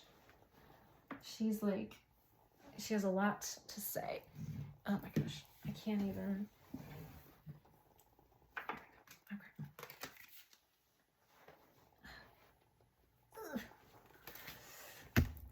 Oh no, I just bumped you guys. I totally just bumped you. Yeah, hold on. Please. Okay, sorry about that. I literally just knocked you guys, and I was like, I need to pause the video because that was just like a hot mess express right there. Okay, so going back to our oracle here. All right, so Kuan Yin, Ascended Master Kuan Yin, messages for pile 2, please. Thank you. Yeah, things are coming through. We have 2 messages here. So we have number 40. Sorry, my hair. You don't want that. 43, consciously complete.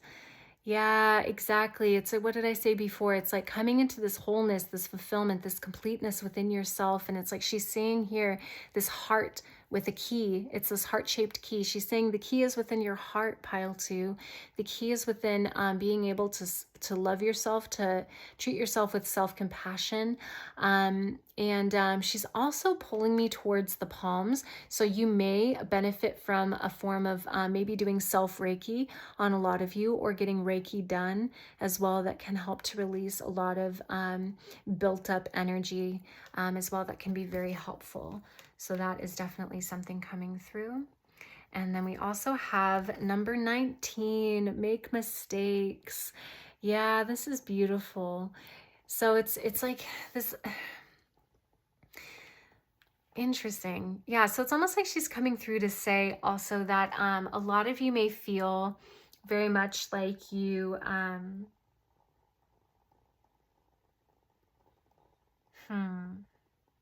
you know what?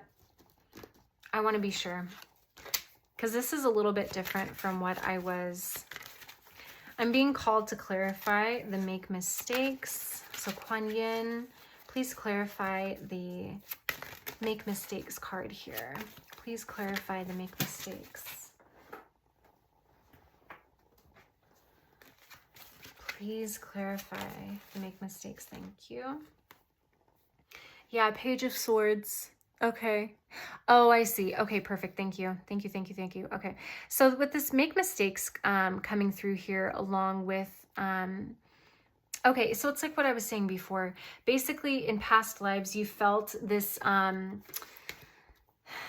you felt like you were cheated from your own voice. You felt like you were made out to be the villain when you were just trying to help and heal and love other people, but it like wasn't well received within the time period that you were within, the community that you were within.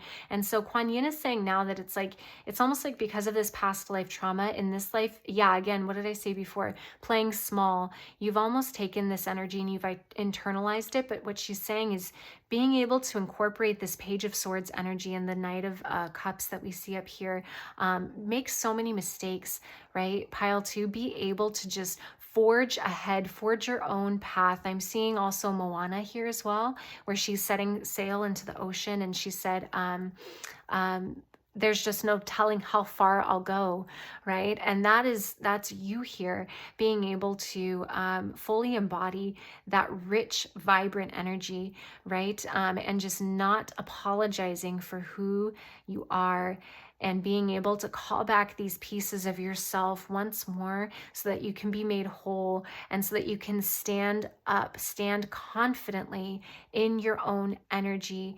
And you're not going to be perfect, and that's okay. You know, you don't need to tread lightly, because what you have to say, other people need to hear, is what I just heard. She's telling you, Pile 2, what you have to offer, other people need to hear. So just fully embrace it, embody it, and claim it. Claim it as your own, Pile 2. Claim that energy as your own, because she wants to help you own that energy and incorporate and integrate that fully into your light body. Okay, thank you.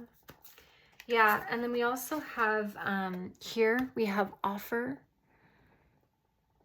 I love this, number 9. Exactly. And it's like what I'm seeing here too, even though it says offer, I'm getting receiving energy here, especially with these rose petals in her hands. It's like that is Kuan Yin's loving energy that she wants to come, you know, in through you. She wants to be able to help you with this energy, but you need to be able to receive it. Pile 2, you need to be able to yeah, it's like offer. This isn't her offering to you.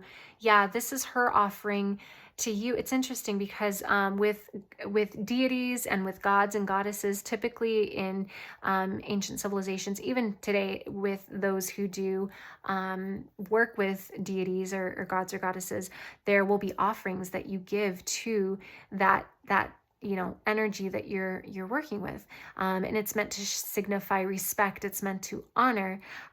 It's meant to, you know, do all of those things and to bring you closer to that energy by showing the energy just how much you honor and respect it. And it's like that's Kuan Yin's vantage and viewpoint of you, Pile 2.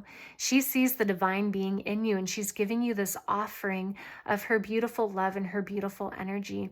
She wants you to remember who you are through the soul retrieval. You need to remember who you are, the divine being that you are. Receive this love from her. Receive this offering that she's giving to you, because it's coming through strong. She really, really wants to help you. Yeah, and then we also have create a sacred space, number 32.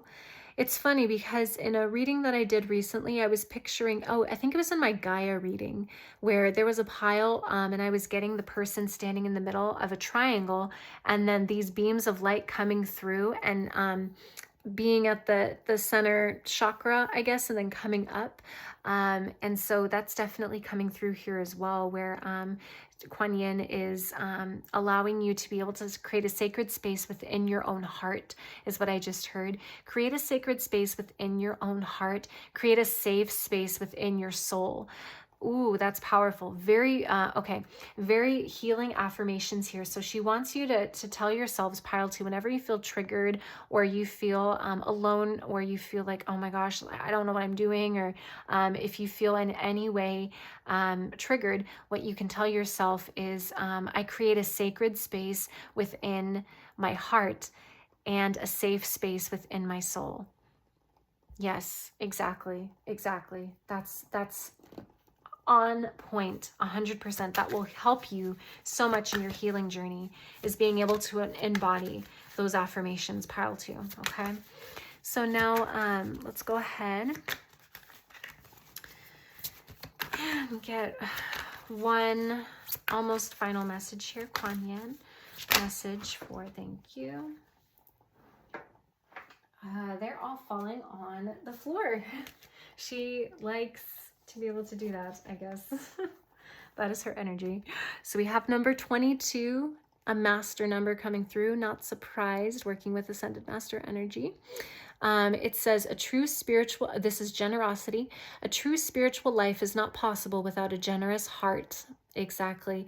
When you act in the true spirit of generosity with no expectations, your heart expands outwardly as a consequence of the compassion and loving kindness to be found within. Beautiful. Yes. Oh my goodness. Yes. And being able to grow your heart space with Kuan Yin, that's going to allow you to hold more light within that chakra. And it's going to allow that light to kind of emanate from you to where you're just glowing and to where you feel so light. That heart space is also going to get rid of any kind of lower energies that make you feel stuck. That's going to come through, and it's going to be very healing for you to allow that to that heart space to grow with Kuan Yin's help. Okay, so Kuan Yin, final message for my pile twos, please. My beautiful, beautiful pile twos. Final message, please. Yep, that was a good one. Okay. Alrighty. So we have being true. Yeah, exactly. And then we have this beautiful violet energy coming through. So it says, I am true to myself and others. I remove my mask and stop creating illusions. I have confidence in who I am, and I reveal the good in me. I do not need to hide or prove anything. I replace shame with the power of love and truth. There you go. You can see it all now. Exactly. Yes, yes. A lot of you may be in that energy of needing to prove to other people that you're good enough, that you're worthy, that you are acceptable. But it's like being able to just stand in this energy authentically is going to be super duper healing for you, pile. To being able to just accept yourself as you are, show yourself authentically to the world as you are, and then the right people are going to get it, is what I'm hearing. The right people are going to get it, and everybody else who doesn't resonate with you, who doesn't really understand you, you're going to be at a place where it no longer harms you, where it no longer hurts you, because you have this grounded, rooted self-love within you, where you're like, nope, I'm all I need. I am all I need to validate myself. I validate my own energy. I accept myself as I am. I don't need anybody else's approval. I don't need anybody else's outside opinions of me, because what I say about me matters most. And that's going to be such a freeing thought for you, pile two, okay? So my beautiful, beautiful souls, pile two, it has been such an honor to be able to tap into your energy today. Do like and subscribe to see more videos like this. I love you so much, and I will see you in the next reading. All right, my beautiful, beautiful pile threes. So if you chose this wonderful smoky quartz, then this is for sure going to be your reading. And they're having me do something a little bit different this time. Normally, I'll do a card, an oracle, and I'll kind of sit with the crystal and the oracle card with you guys, and I'll kind of do an energy check-in with the initial oracle. But they were telling me that they actually encoded their energies within each crystal, which is why they guided me at the beginning of the reading to show the crystals a bit longer so that you could tap into each of their energies. So what they're wanting me to do here is actually just to tap into the energy of each crystal and do a little energy check-in that way. And then from there, we can move into some of the tarot and whatnot. But right away, I'm getting this this meditation that I've been doing, and it's actually been super helpful. Okay, how to explain this? So basically, we have in our brains what's called the cave of Brahma. And Brahma is actually one of the three holy trinity in Hindu. There's Brahma, Vishnu, and Shiva. And the cave of Brahma is in our brains, and it's in the middle of our head, the very middle of our head. And what we do a lot of times when we're going about our day-to-day life in our 3D world is we carry a lot of energy in the front of our minds. Oh, I'm so sorry. I did this with piles 1 and 2. I forgot to mention what Ascended Master has the smoky quartz and the Ascended Master that we're working with. This is Jesus or Yeshua coming through here with the smoky quartz and with Christ consciousness. But what he's pulling me towards is this cave of Brahma. So essentially what you do is you picture this white light coming through your mind and down your energy body, and then you picture another white light perpendicular just above your ears. Just above your ears, perpendicular, going through your head. And it's like, so now you have a cross of energy, right? And then you do a third perpendicular line meeting in the center where those two crisscross. And this comes from the back of your head to the front of your head. And it comes out of your third eye, right? And so now you have these lines, these perpendicular lines meeting in very specific places, but the epicenter of this energy is the middle of your head, which is where the cave of Brahma resides. And the cave of Brahma, oh my gosh, I just realized that when I did all of that, it wasn't centered. That's center. Hello. Okay, I'm sorry. Anyway, you know what I mean when I was describing the meditation. But when you actually shift your focus from the front of your head to the back of your head, the middle of your head to that epicenter point in the cave of Brahma. Like, look, let's try it together. So we've created our lines of energy. And now just shift your attention from the front of your mind, where your forehead is, to the center of your brain. Do you guys feel that? I feel it every single time I visualize it and imagine it. It's like this weight is lifted and suddenly my mind feels weightless and I just have this immense peace that I feel. And this is a very powerful meditation for embodying Christ consciousness and for getting into that state of mind as well. But that's definitely a meditation that I use often, and he's pulling me towards that specifically. But it's funny, something else too that I was pulled to share in pile 1 and pile 2, and I'll share it here too. He wants me to do this before I go any further. So Violet Ray is part of my channel name, and it's from the 7 rays of the Ascended Masters. And the 7th ray is the Violet Ray, and typically Saint Germain is associated with that. And it's all about the violet flame, right, of purification, of alchemy, of transmutation. And we're all meant to be ascended masters. And then beyond ascended mastery, there's what's called cosmic masters. We're meant to be in those spaces spiritually, and that's the whole point of ascension and what the ascension journey means, is our travel, our journeys from where we're at currently, traveling and ascending all the way up to this cosmic mastery. And we're all meant to get there, is what they were telling me. We're all meant to get to this place. It's just a matter of being able to remember who we are, of uncovering all of the old stuff that we don't need and revealing this like gleaming bright light within is what he's showing me, Yeshua. And it's funny because my energy changes when I channel with the Ascended Masters. It's like my voice gets calmer, my voice gets deeper, not calmer, but it's like normally I have a higher register to my voice, but it's like they allow me to embody kind of a deeper energy, if that makes sense. So very, very interesting. But Yeshua, what would you like to communicate to pile 3, please? What would you like to communicate to pile 3? Peace that surpasses all understanding is what I just heard. Making peace within yourself, but also not just coexisting with others around you, but actually living in harmony with them. Not just coexisting, but living in harmony is what I just heard. Yes. And enemies, he's showing me like with enemies, we can often have this like hardened energy because we interpret.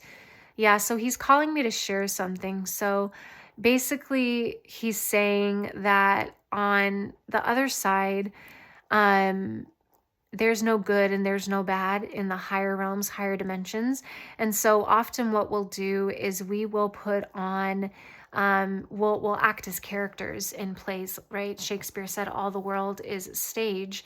And it's so true in that we will often play out patterns that we need to be able to grow and evolve our souls, right? And so we'll enter into soul contracts with other souls because there's no, what is the word? Like discord. There's no fighting on the other side in the spirit realm.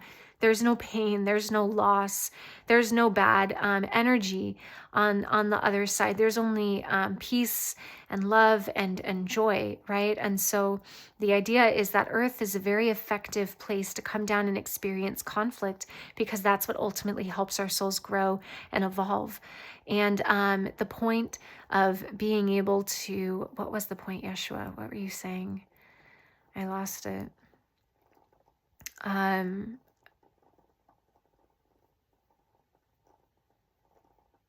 Oh, okay. Yes, thank you.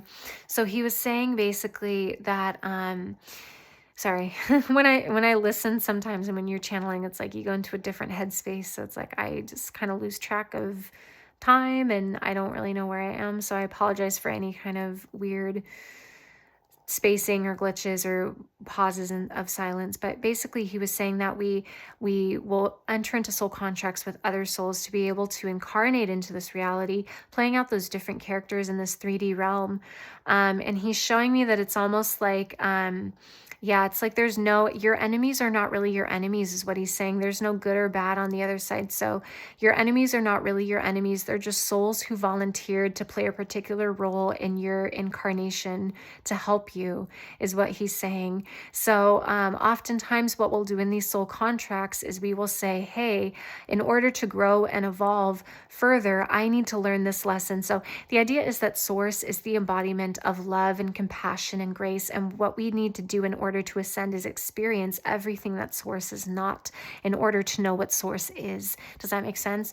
So what we do in order to experience everything Source is not through these different incarnations and lifetimes is we will enter into these contracts with other souls to say, I need to experience, a particular struggle, X, Y, and Z struggle, soul, fellow soul here on the other side. Will you help me? They say, sure, I'll go ahead and help you.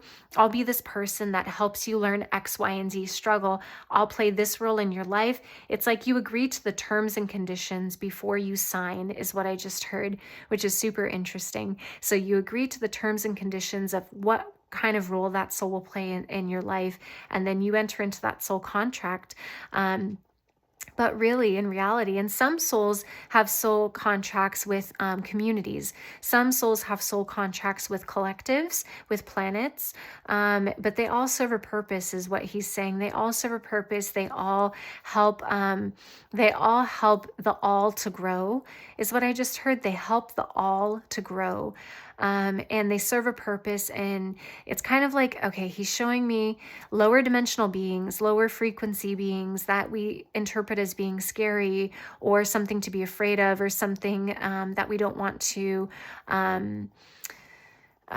experience, right? And that's what a lot of 3D like horror movies are based on, and thrillers.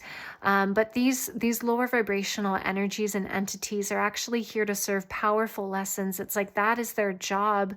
That is their role within the universe. They teach us how to be able to recall our own power, to claim our own sovereignty, our own soul's authority.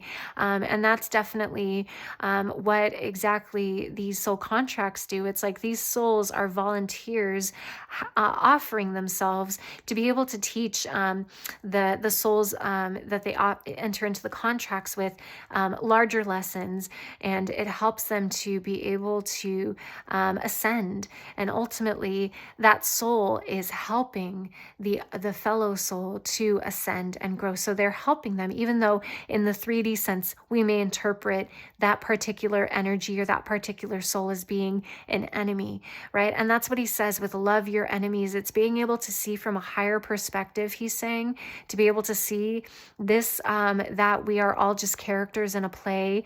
And ultimately it's for everyone's benefit, everyone's advantage. Because if we stay on the other side and we don't incarnate and we don't experience these lessons and go through these struggles, we also don't ascend that way either, right? And so it's just a matter of being able to choose. You can stay on the other side where there's no pain or loss and there's complete fulfillment and love. But the other thing is too, is it's like on the other side, souls will go to source to just relax.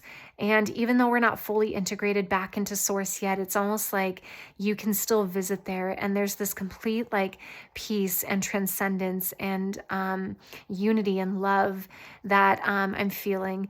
And it's like the same here. It's being able to understand the purpose of these roles within the universe. It's like these principles, laws of the universe that we need to fully honor, is what I'm hearing as well. That we need to fully honor for what they are, because they all serve a role. They all serve a purpose towards the greater harmony, is what I'm hearing. It's like the cogs in a machine. He's showing me like a machine and then the different cogs, like in an old-fashioned clock kind of a thing, like Alice in Wonderland style, like these different cogs in a clock like turning with each other. And it's like they all work together to produce this greater energetic flow. Okay. So, okay, I think that's all that I'm getting with Yeshua. Okay. Yes. Okay. Sorry. I'm just a very powerful energy when I tap into Ascended Masters. So I have my grounding stone here as well that I have in my lap, because it's beautiful energy, but it is, it's concentrated energy, I think is the best way to describe it when you tap into it. It's very concentrated energy.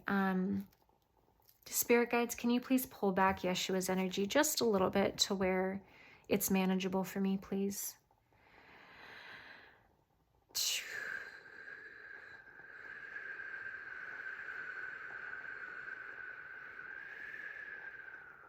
Thank you. Okay. Okay, Yeshua. Beautiful Yeshua. What messages do you have for pile 3, please? Thank you. Yeah, we have 7 of Wands here. We have 7 of Wands. Beautiful. I don't know why I just repeated that. Interesting. Okay, 7 of Wands. Yep. Yeshua, messages for pile 3, please. Messages for pile... taking? No. Messages for pile 3, please. Messages, thank you. So we also have the 6 of Cups here. Beautiful. Yeah. It's a quintessential like Christian saying of love thy neighbor, but that's definitely coming through there with the 6 of Cups. Sorry, my hair is getting all over the cards. We don't want that, do we? Okay, so yeah, 6 of Cups, love thy neighbor. Yeah, exactly. This harmony energy that I was getting before. It's like there's this need to just reconnect, realizing, okay, so he's showing me that we're all connected by this net, right? And there's this net that we're all like interconnected with, and it's like this energetic weaving, this energetic web that links us all together. And it's understanding that we're all part of the whole, right? And so there's no separateness. That's all an illusion. And it's understanding that we're all connected at the core, at the root. Yeah, and it's being able, yeah. 7 of Wands, I'm not too sure about yet. He's telling me to pull more cards. A lot of action energy there, a lot of movement with the 7 of Wands. Let's see. Yeshua, messages for pile 3, please. Thank you. Okay, yeah, we have the 3 of Swords. Okay.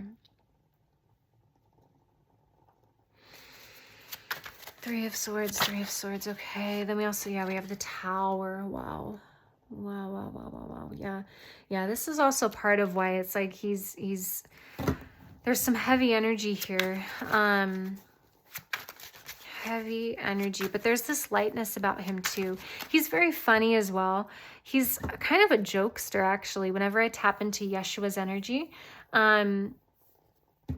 Yeah, similar to Samat Kumara, who said that humor heals the soul. I'm sorry, there's just a card here that just chose to go back here with my wax melter. Sumat Kumara said that humor heals the soul. It's like Yeshua's coming through with the same thing. There's this lightness to him, as well as this immense wisdom and knowledge, which is very interesting. So there's like this wise sage energy, but there's an inner child essence about this as well with Yeshua's energy, which I think is so fascinating. Yeah, and it's like he's coming through. Yeah, it's like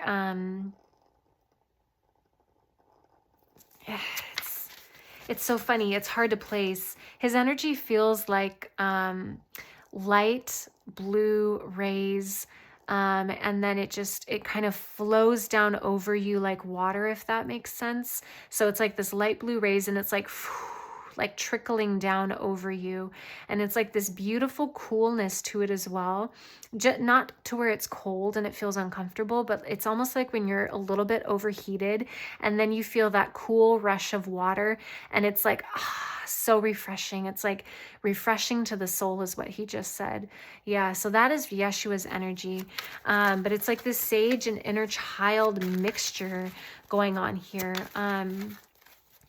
But okay, Yeshua, messages for pile.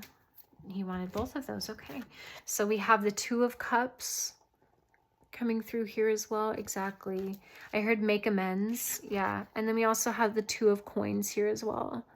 Yeah, exactly. Okay. Beautiful. Beautiful. On the back of the deck energy, we also have the Sun. Yeah. Oh my gosh. Amazing. Oh, what he was wanting to say before is something that I've noticed in my own healing journey. And I work with Yeshua and and Buddha quite a lot, but Yeshua is saying that with humor, with funny things, that is often a powerful way to be able to transform and transmute heavier energies, denser energies. It's a very powerful way to get things flowing once more. And because when you stay bogged down in all of those hard emotions, and it almost feels over time like you're this brick that can't be moved. But if you infuse some of that light energy, I'm almost picturing, this is so strange. Yeah, this is his humor coming through. It's like when you make a mousse and then you fold in the whipped cream to it, it like makes the mousse fluffy. And he said it makes your energy fluffy when you incorporate humor in amongst the shadow work, in amongst the hard, dense energies. The hard, denser energies, heavier energies need to be honored, but at the same time, there is a time and a place for laughter. There is a time and a place, and it's healing medicine. He's saying it's like very powerful medicine. Again, this is what I've discovered in my own healing journey as well. Laughter is the best form of medicine, and he embodies that. He really embodies that, and that is so fascinating because he had a very difficult life. Not a lot of people understood him. Not a lot of people really accepted his teachings when he was alive. But he is now coming through to say, yeah, that you need to fully embrace this harmony within yourself. You need to be able to I'm hearing let go as well. So yeah, a lot of you could be also very self-critical is what I'm seeing here with the Three of Swords too. And it's almost like you see the two swords coming into her upper chest as well. There's been like this big tower moment where there's a lot of hard energies you guys are having to work through right now. And I'm hearing with other people especially as well. There may be a lot of people. Yeah, forgiveness is something I just heard too. So being able to forgive other people is incredibly difficult. And let me be the first to say, like, you know, it's not easy. Do remember, though, that when you forgive someone else, he's coming through to say that it's really allowing yourself to have peace and not, it's like drinking poison, expecting the other person to die. When you hold on to bitterness and you don't forgive, you're actually harming yourself instead of releasing that energy from your own soul, your own spirit, and allowing the other person to be let go, right? And so that actually allows for closure for you. It allows for resolution within your own soul is what I'm hearing. So that's going to be very, very specific confirmations for some of you. But yeah, it's almost like too with this Two of Cups and this Two of Coins energy, beautiful like marriage coming together here. It's almost, okay, yeah.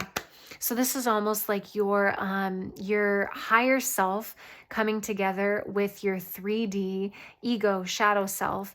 It's being able to come into this peace amongst them, this what am I hearing? It's like after a war, and then you have truce. Thank you. Yeah, you call a truce, and you have this powerful period after wars of this immense peace that ensues and that happens. And it's almost like that is your higher self with your shadow self, with your 3D self, your ego. It's like being able to unite the both of these instead of having them be divided. And it's like, yeah, it's like this is your higher self holding. Yeah, he's saying this is your higher self, this mom energy right here, holding your 3D ego, holding your shadow, holding all of those parts of you that you feel make you unworthy, make you feel unlovable, make you feel not good enough. Those are all of the parts that your higher self loves about you. And I'm also seeing too, like the second baby here, this bear. So bears could be a spirit animal of yours that could want to work with you. But yes, it's like, yeah, the 3D self and then the shadow self, the ego and the shadow.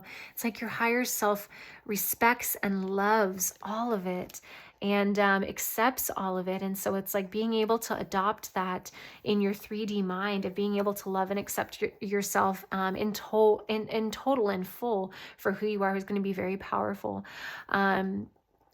Okay, and then yes, Seven of Wands energy here. It's like, yeah, there's been a lot of hard hard energy that you've been going through, and you oftentimes will be kind of a pusher and maybe push against the energy, and that could be in the form of just overthinking, of thinking thoughts over and over and over again, kind of like pile one, where it's like ruminating, and you form these deeper grooves into this record, and these grooves get deeper and deeper and deeper each time you think these unhealthy thoughts, really. But I'm seeing here with this overthinking, this very much coming through with oh, what's the word? It's like going, yeah, it's like a lot of energy in the mental body. It's a lot of like being closed off to the outside world, but it's like your energy is not moving. It's like staying in one place, if that makes any sense. There's no and it's like, yeah, it's like you feel like you have to force against what you feel. Yeah, it's kind of like with pile one as well. You may have been drawn to pile one also, and there may be messages in there for you as well, I'm being told to say. But it's almost like, yeah, it's like you have this resistance to these dark parts of you. It's like you don't want to see these unlovable, what you see as unlovable parts of you. It's like you want to put them away. I keep hearing put away, put away, put away. And I feel like that's your soul coming through, your spirit coming through with that. But it's almost like Yeshua is also letting you know that it's okay. Actually, you want to bring them out, bring them to the light, let them be seen, hold them, is what I'm hearing. Hold these energies, and that's going to be incredibly powerful for you, pile three, to be able to take these pieces of you, these parts of you that you feel make you unworthy or unlovable, and being able to actually picture them as little babies. And right, because it's like, yeah, these energies, you wouldn't hurt a baby for being a baby, right? If a baby does something, it doesn't know what it's doing. So you can't really blame it, right? It's the same with these lower energies. It's like you can't blame yourself for how you acted in the past because you did the best with what you could at the time. That is a specific message for someone.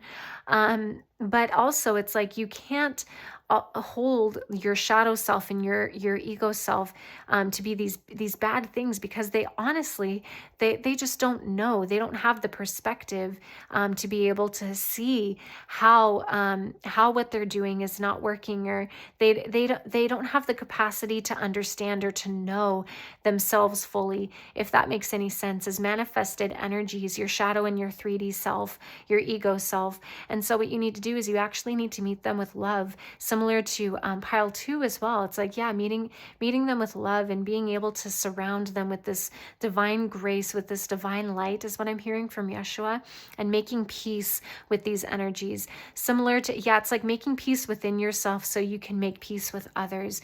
Yeah, it's like accepting yourself, forgiving yourself so that you can accept and forgive others around you and come into this alliance within yourself. And then also forgiving those who have wronged you, those who have hurt you, your enemies. Yeah, exactly what I was saying before. Your enemies were just playing parts. And I'm not saying that to validate what they did. I'm not saying that to excuse any of their behavior. Absolutely not. But what I am saying is, on a soul level, you understand that their soul entered into a contract with you to help you ascend and grow and evolve. And that's ultimately what your soul wanted. And so it's being able to come into this peace within and without, as within, so without, as above, so below. Exactly. Okay. But yeah, it's like this sun energy is coming through here too. It's like this immense peace, this immense happiness that is waiting for you, pile three. Yes, it's like step into it. I keep hearing step into it, my beloved. Step into it, my beloved. It's here for you. It's waiting for you, right? Beautiful. Okay, Yeshua. Messages for pile three, please. Thank you. Yeah, we have number 35, Kundalini. Untapped energy. Yes. Okay, so for some of you, you have just gone through a Kundalini awakening, or you will go through in a Kundalini awakening soon. But this is essentially, it's like this coiled energy at the base of your spine, and it is the energy of the universe. And once it releases itself, it travels all the way up your spine, and it releases through your crown chakra. And it is this very powerful, beautiful energy, divine feminine energy that that can allow you to be able to experience more depths. I'm hearing more depths to the spiritual experience. What else?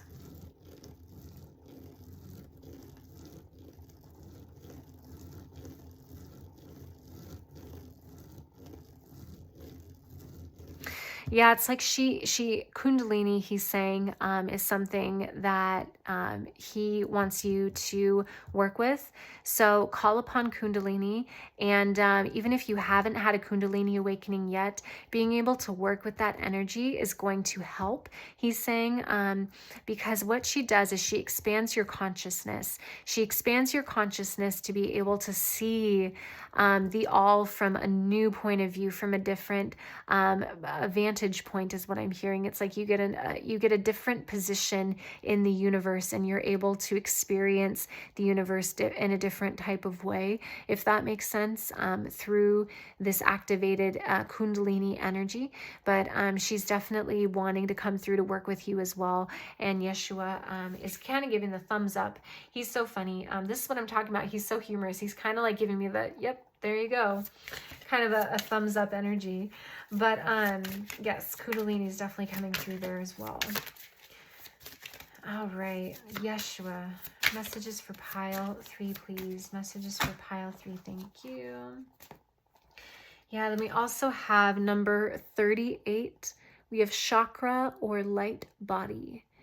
Exactly. So something else that's going to be very powerful for you, pile 3, is to imagine not just your chakras as the individual colors that they are. They definitely are, you know, red, green, red, orange, yellow, green, blue, indigo, and then purple. There we go. But what's going to help you is he's saying, imagine rainbow light in each chakra. Imagine this rainbow light in each of your chakras so that your whole light body is just this rainbow. And that's what the Tibetan Buddhist monks called the rainbow light body. It's a very specific step in your ascension journey where you're able to incorporate specific light into your body, into your light body, is what I just heard. It's like the specific healing energy, the specific like very much this ethereal energy that you're incorporating within your light body. And that's definitely something that he's coming through here with as well, is being able to imagine, do that powerful visualization. And I'm being told that that's really going to help you. And this one just flew out.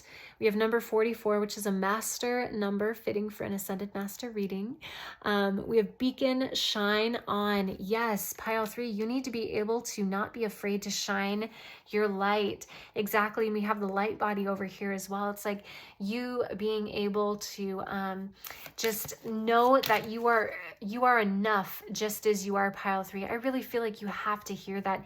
You are enough just as you are. You do not need anybody else to tell you who you are but yourself. You are enough just as you are, pile 3, okay? And being able to stand in that truth is enough, okay?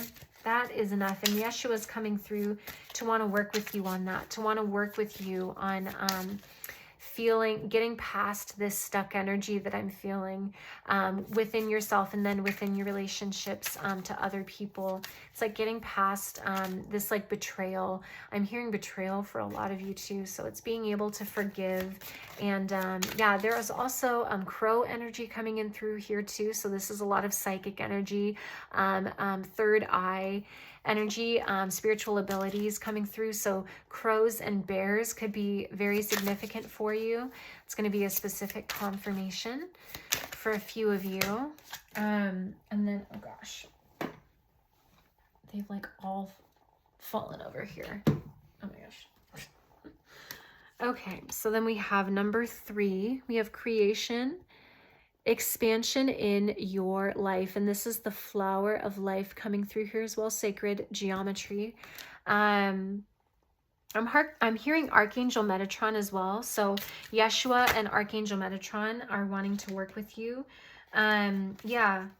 And then we also have number 46, authentic self. Who are you exactly? It's like shine on, be who exactly you were made to be, because who you are is beautiful.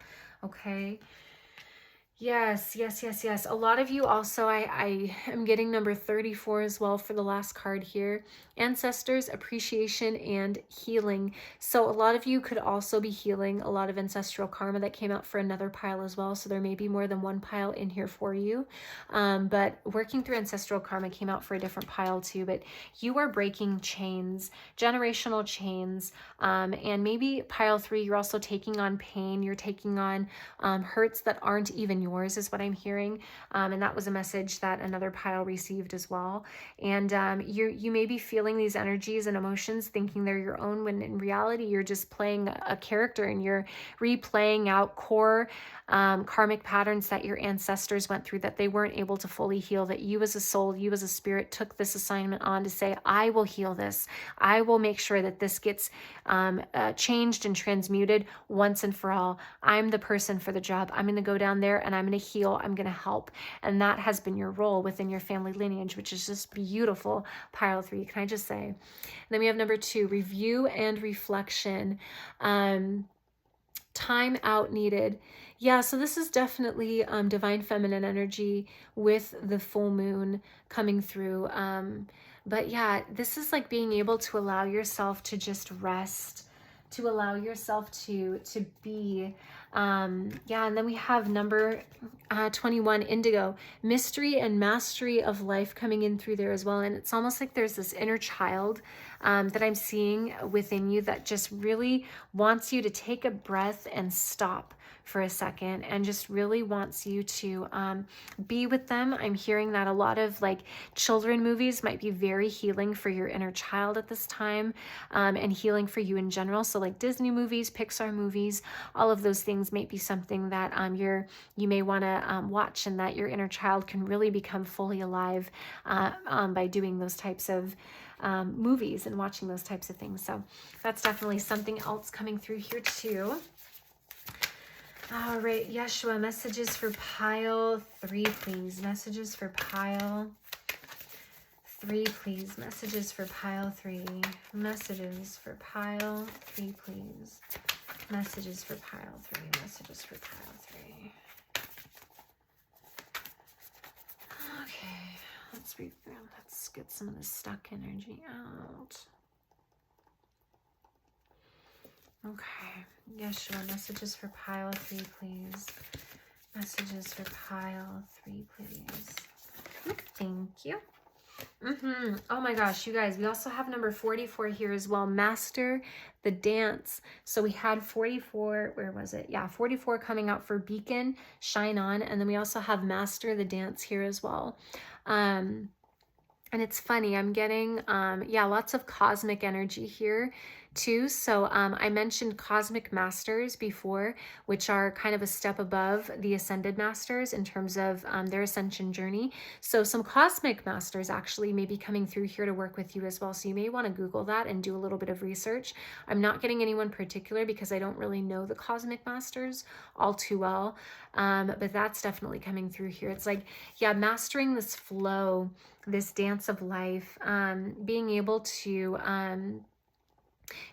not hold on.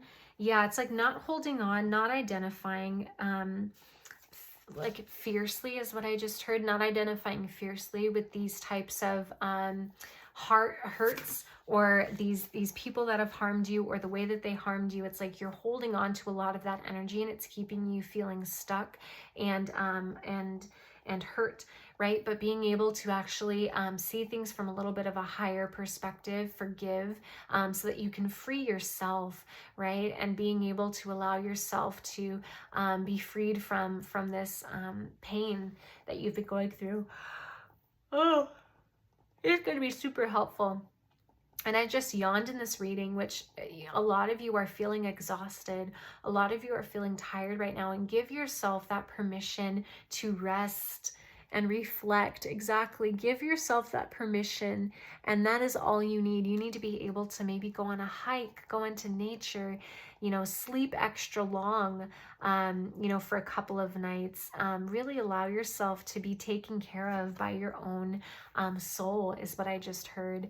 And that's really going to help you right now, pile 3, okay? Then we also have number 11, which is another master number.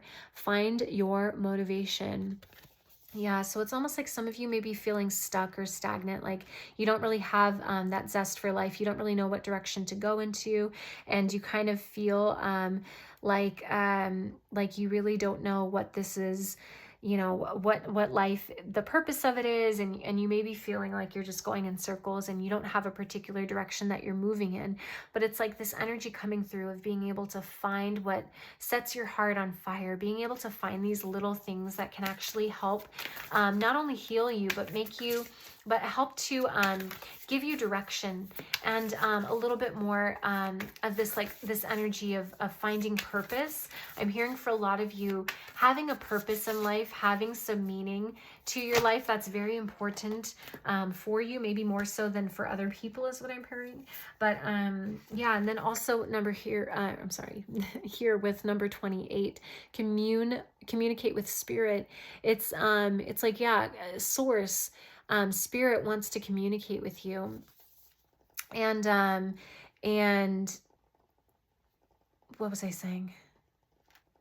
I'm like really drawn also to this energy around her body. Do you see that? It spirals around her body, around the column, around her central column. And I'm getting Stonehenge with this as well. But yeah, it's like it's being able to have that connection to spirit, being able to trust in that connection with spirit. And yeah, again, let your authentic self be seen. It's like there's this stuck energy, there's this stagnant energy because you've been betrayed by others, you've been hurt by others, but it's all about being able to see things from a higher perspective, being able to do what sets your heart, on fire, and being able to be in high communication with spirit. Some of you may identify with praying. I just heard praying. So if you identify with that as a spiritual practice, that is a beautiful way to not only set intention, but to also, again, have those conversations with your spirit guides, with God, if whatever you believe in. Beautiful avenue to be able to do that. And it allows you to be able to feel connected, is what I'm hearing as well. It allows you to feel connected to that grid of the spiritual plane as well. And then we have number 33. Oh my gosh, you guys, another ascended master number, or master number rather. We have fine tune. And it's like, I'm getting with this, it's like your energy just needs a little bit of tweaking. It's nothing major. It's nothing to where it's like this huge blockage that needs to be released, or, it's like, no, you've been diligent on your shadow work, is what I'm hearing, but there's like this little, other piece to go. And that's what he wants to work with you on, Yeshua in particular. Yeah, exactly. And number 25 here, we have patience, which is coming through. It says, at the end of the way is freedom. Till then, patience. Patience is a fine, noble quality. It implies that everything is possible in the timeliness of space and being. And a deep knowingness reminds you that nothing can fail but your own impatience. Yeah. It's like Yeshua's coming through to say, shadow work can't be hurried. Have patience with yourself, be kind to yourself, allow yourself to rest when you need it, honor the cycles of your own energy, master this dance, master this rhythm, master this flow, is what I'm hearing. And that starts with being able to just understand that your journey is your own, and it's going to take what it's going to take. But yeah, a helpful affirmation for you, pile 3, could be,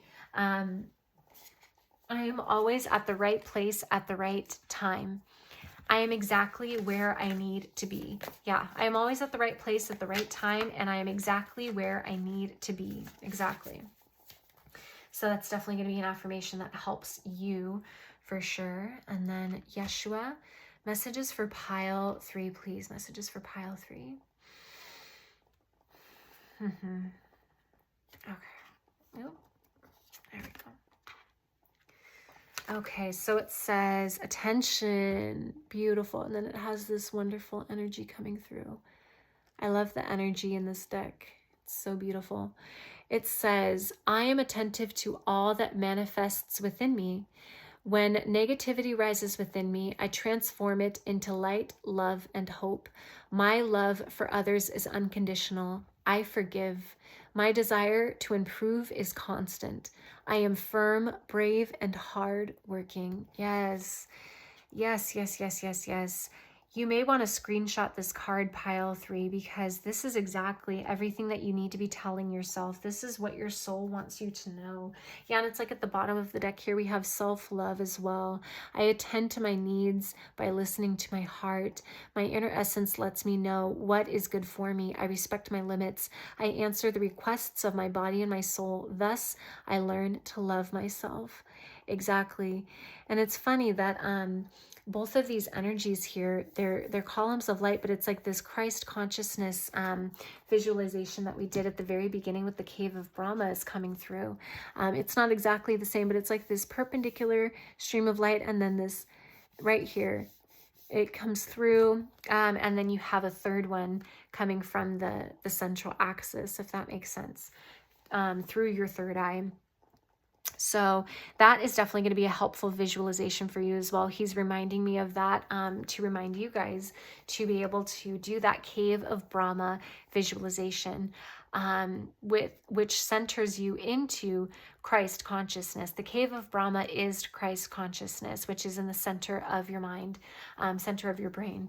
So this is beautiful. Yes, being able to have this beautiful forgiveness, self-forgiveness keeps coming through. So a lot of you may need to hear that message as well, that it's okay to forgive yourself. You did the best you could with what you had in the past. All right. And so moving forward, that self-forgiveness is going to be extremely powerful in your healing journey. And also being able to forgive others is going to lighten your load, is what I'm hearing. It's going to lighten your load very much so. Okay. And it's going to make you feel completely weightless and very free as well. Okay. So my beautiful pile 3s, it has been such an honor to be able to tap into your energy. Do like and subscribe to see more videos like this. I love you so, so much, and I will see you in the next reading. All right. Hello, my beautiful pile 4s. Last but certainly not least. So if you chose this beautiful desert rose stone, then this is going to for sure be your reading. And something that I was telling the other piles as well is they're having me do something a little bit different this time around. So normally I will have the oracle card with the crystal, and I'll kind of do an initial energy check-in before we go into tarot and whatnot. But today they actually told me, all of the Ascended Masters let me know that they actually encoded each of their energies into the crystals. So I'm actually just going to be channeling initially just with the crystal alone to see what kind of messages and energies are coming through. And then we'll kind of move into tarot from there. And then something else that they have been wanting me to share in all of the previous piles, and it's no exception here, something that they want me to start off with is that all of us are meant to be ascended masters.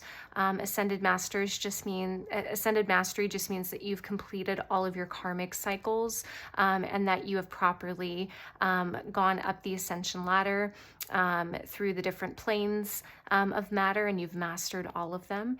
And beyond ascended mastery, there's what's called cosmic masters as well. And we're all meant to get to these mastery levels, but the journey and how long it takes is up to us, which I think is so interesting, the way that they phrased it to me that way. but we're essentially kind of dictating how long our ascension journey takes. But at the end of the day, the goal is for all of us to attain these mastery levels, ascended master, and then beyond ascended mastery, there's cosmic mastery as well. So I just thought that that was really interesting. And you know, my channel, specifically Violet Ray, is based off of the 7 rays of the ascended masters. And I just feel that, you know, I want to get into more of these topics about the 7 rays and about ascended masters and cosmic masters, and kind of give a little bit more representation to that type of that kind of school of thought. I really think that it's important to be able to pass along those teachings, and especially as we're entering now into this Aquarian age, it's very fitting for us to be able to have this knowledge become a little bit more mainstream, because it's certainly going to be a pivotal piece of all of our ascension journeys as we kind of embark on this new phase of living through our higher selves. So that was just something initially that they wanted me to communicate through the other piles. And then just kind of tapping into this. So the Ascended Master that's coming through here is Lord Melchizedek. And he, I know very, very little about him, but I believe he was a priest or a king he was a priest of the Melchizedek priesthood. He was alive during Jesus's time in the Bible, but he's also, you know, had a lot of other incarnations, but a lot of people just say that that was the one he was most known for, I guess. But I don't know too much about him, so you may want to Google. But I do know that also the idea of Melchizedek consciousness is all about sacred geometry. So that's the kind of collective consciousness that really knows a lot about energy grids and the formation of the etheric plane, which are known as like the blueprint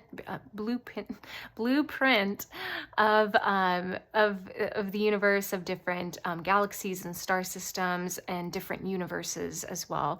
So within the multiverse, they create different energetic blueprints to be able, it's like they're kind of the master architects or the master builders of the universe, and they know what vibrations and frequencies and shapes to put together in order to create certain types of consciousness, if that makes sense. So that's just coming, something, well, I was going to say coming through, but that's really just something that I knew previously that was not channeled. So that's some background that I know about Melchizedek. So immediately kind of when I'm tapping into his energy here, it feels very, it's like this silvery, navy blue. If that makes sense, it's kind of, I'm imagining the night sky in the galaxy, like the ethers and the cosmos, and then just this silvery energy coming through, and then different, almost like it looks like stars peppering through in there. But it's almost like with that, it's like there's beams of light shooting from this central point, and it's beautiful. It's like these beams of light coming through, and it's like they're wafting through the area. Do you know how sometimes light can, when it comes a great distance and you see the light beam coming through the air, it like kind of waves and shimmers? That's what this is doing. So it's beautiful, peaceful energy that I'm feeling here.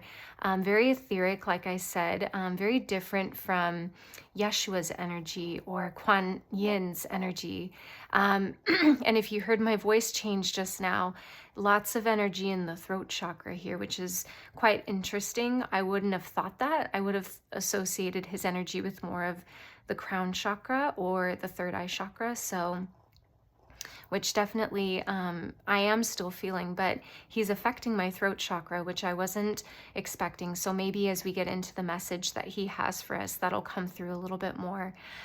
He is pointing me towards a sacred geometry that I work a lot with, and that is the Merkaba. The Merkaba is a very sacred geometric form, and it is basically a three-dimensional star tetrahedron. So it is... I wish I had my Merkaba crystal here. I have an actual crystal in the shape of a Merkaba, but I don't.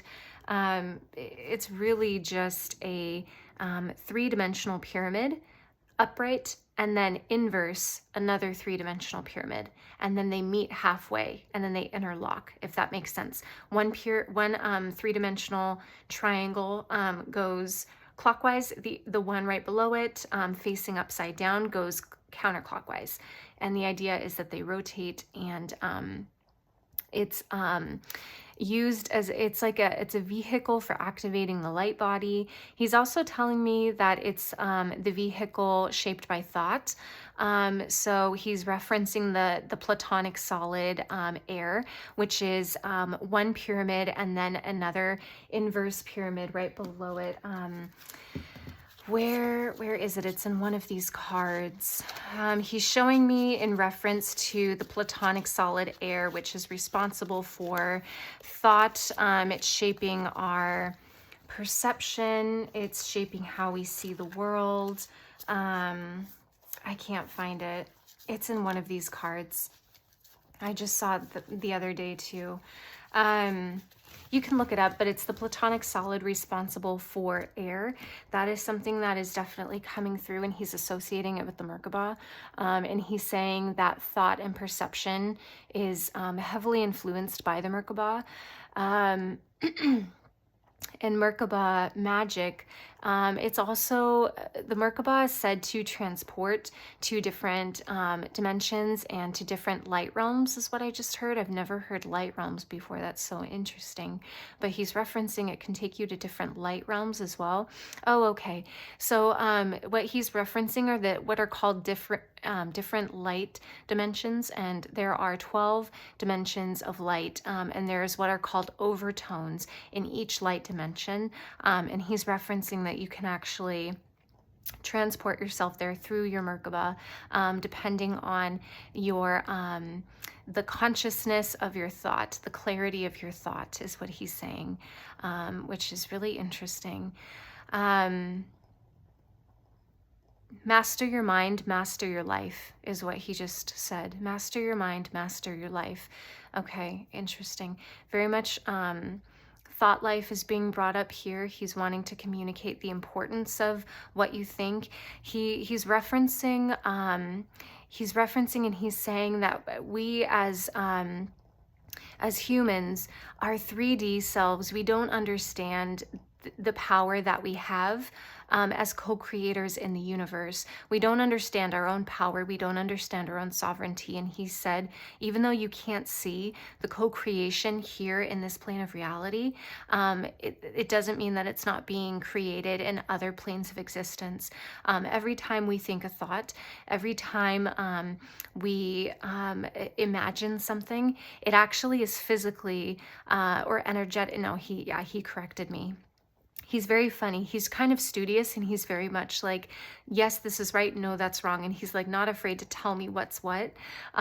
Very different from Yeshua's energy. I love it though. But he was saying, no, that what I said before is wrong. It doesn't create itself physically. He said it creates itself energetically in the universe.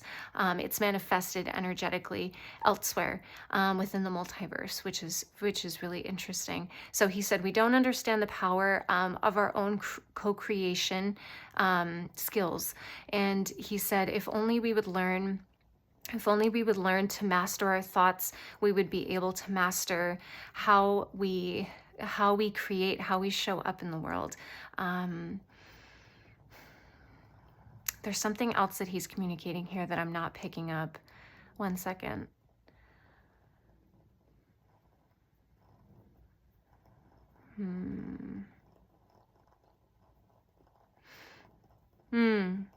So he's referencing, okay, yeah, so he's referencing this seeing things from a multi-dimensional, he's saying multi-dimensional perspective, which I don't understand, but he's saying we need to learn how to think about things, master our mind, master our life, with regards to the thought life. What he's wanting us to know, and what I wasn't picking up on, is he's wanting us to master this multi-dimensional space of our minds, and he wants us to allow any previous perceptions to fall away. There's what he's coming through here is non-judgment. There needs to be a place of non-judgment when it comes to the way that we express our thoughts, or when we have certain thoughts. We also need to understand that there is a certain plane of matter that is responsible for holding the collective consciousness. And when we ascend, we actually have to go through that plane. And so we initially, when we don't know how to work with that energy, we're very affected by, he said, empaths right now are very affected by this plane of matter, which holds the collective consciousness, because as we're ascending up through these planes of matter to be able to master them all and go into ascended mastery, what we're having trouble with right now is empaths. And what we're seeing with a lot of our collective here on Earth is that we're very affected by the collective thinking, by the collective thoughts, by the collective energies. And he's saying that there's a need here to be able to learn self-protection. And he's tying the Merkaba back in somehow. He's saying that working with the Merkaba and meditation and activating your light body with it and being able to work with the Merkaba often is going to help us to protect us from these energies as empaths. We're very sensitive often, and so we feel a lot more these shifts taking place, energetically. What we see with retrogrades and whatnot, the planetary systems, he's saying the different energetic shifts responsible for those movements within our solar system. We're often very much our systems feel it a lot more than others that are non-empaths. So he's saying there's a reference here to be able to guard. Yeah, he's saying guard your mind. And he's showing me almost like this castle, and then there's like a moat of water around it, but there's also thorns coming up around the castle. And he's saying protect. It's like the castle is your mind, right? And he's almost being able to, it's like this hedge of thorns that's being formed over the castle to be able to protect outside influence from affecting it. We need to be very mindful with how we guard our thought life. And oftentimes, he's referencing that in today's day and age, there's a lot of watching TV, and there's a lot of social media, which is very great for being able to feel that we are linked with the rest of the world. But in our need for communication, in our need for community through these outlets, we need to be understanding and mindful of the fact of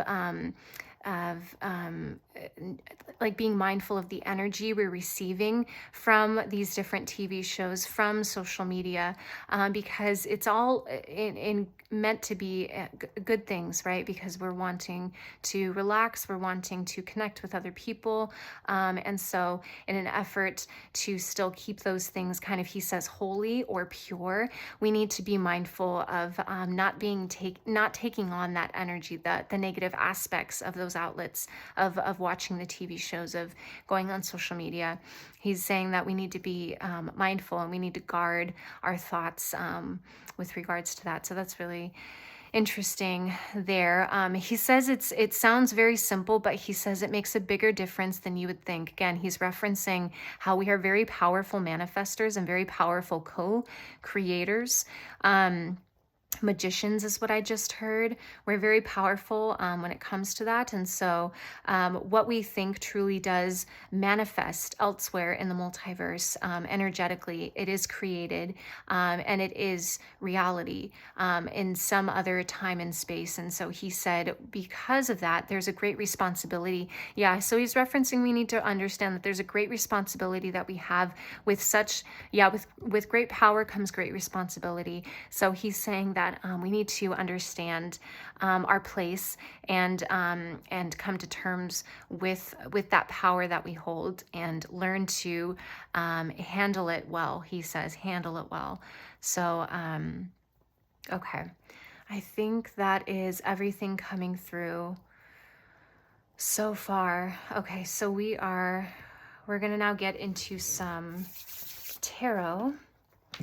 I was telling the other piles too, when I when I get into the mode of working with the Ascended Masters, my voice always goes to a lower octave. My energy kind of shifts a little bit. Yeah. My humor still comes through, but it's like I'm in a different kind of space with the Ascended Master energy. It's very interesting, but I love it. I love working with these beings. They're so so benevolent, so wonderful. So Melchizedek, Ascended Master Melchizedek, what messages do you have for pile 4, please? What messages do you have for pile 4, please? What messages do you have for pile 4? Thank you. Okay, so we have death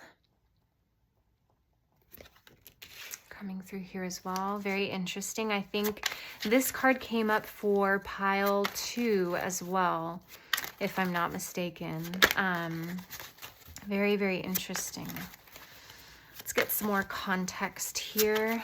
Melchizedek, what messages do you have for pile 4, please? What messages do you have for pile 4, please?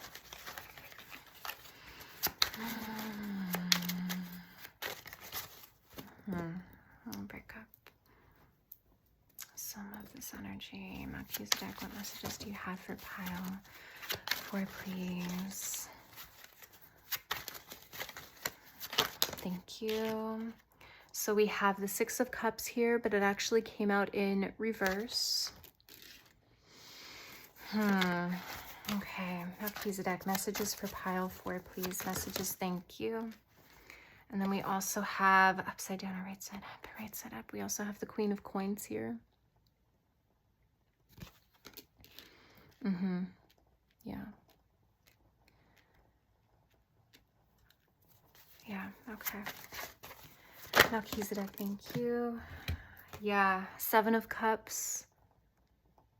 Absolutely, absolutely. And then, yeah, upside down. Page of Coins. In reverse, okay. Alrighty, and then we have here the 9 of Wands. Yeah. Okay. So initially what I'm getting here is, so part of this is reaffirming what I was saying before.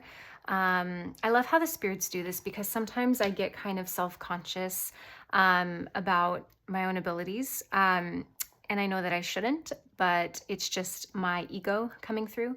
And so the spirits sometimes will do these that I'm working with to just confirm that everything that it's like, yes, everything you were hearing was right.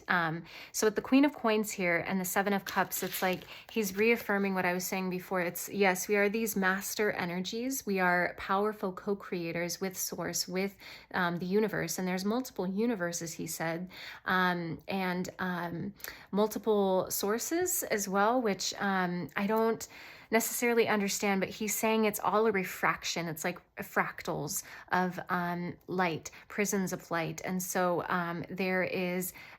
just like there's, okay. So what he's trying to communicate is just like there's different versions of ourselves in parallel universes, there's different versions of our higher selves, right? Different versions of our reality, because it's all prismatic, he said. It's all based off of the refracting of the light. So he said it's the same with the universes. That's why there's infinite cosmos. He's saying there's infinite cosmos, there's infinite sources, because it's all refracting energy, different dimensions, different realms and spaces, infinitely, he's saying. So basically what we are is whenever we think, whenever we feel something, whenever we're inspired by something, whenever we're triggered by something, it doesn't matter if it's good or bad, because again, in the higher realms, there's no polarity, there's no duality, there's no good or bad. So regardless, whenever we really do anything, which is such a powerful thought to think, because really he's saying anything that we do, any thought that we think, any emotion that we feel, any type of Yeah, thoughts and emotions are coming through the most, but actions, thank you. Any actions that we perform, or even if we think about performing an action, all of those changes in energy, he's saying, affects the rest. It's yeah. So what he's showing me is it's like this big web, right? Everything is connected. The multiverse is all connected by this grand, great web of energy.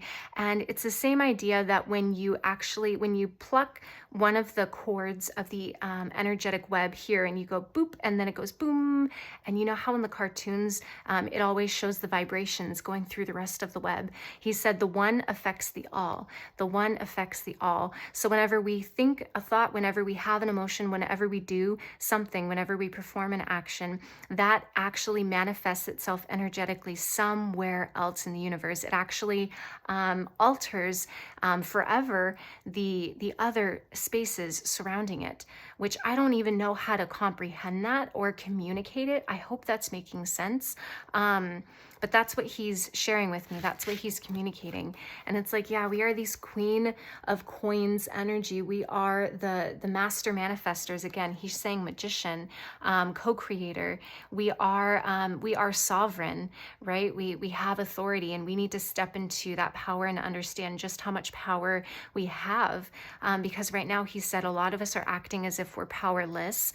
And that's creating a lot of disruption, he's saying, amongst the whole. There's a lot of shifts taking place right now, and it's in an effort to balance out these energetic upgrades and ascension that we're going through, which is really interesting. Yeah, and then with Six of Cups here, again, it's this need for community that I'm seeing here. So again, wanting to go on social media or do any of these other outlets, he's saying be careful with this as well, because sometimes in an effort to stay connected, and it's all well-meaning and good, sometimes we can take away the negative attributes of that, and it can affect ourselves emotionally, energetically, spiritually, like on a fundamental level is what I'm hearing. But our thoughts are affected by that as well. If you ever notice, if you go on social media, like your day before social media may look completely different for when you spend, an hour on Instagram or TikTok, right? And when you come off of that platform,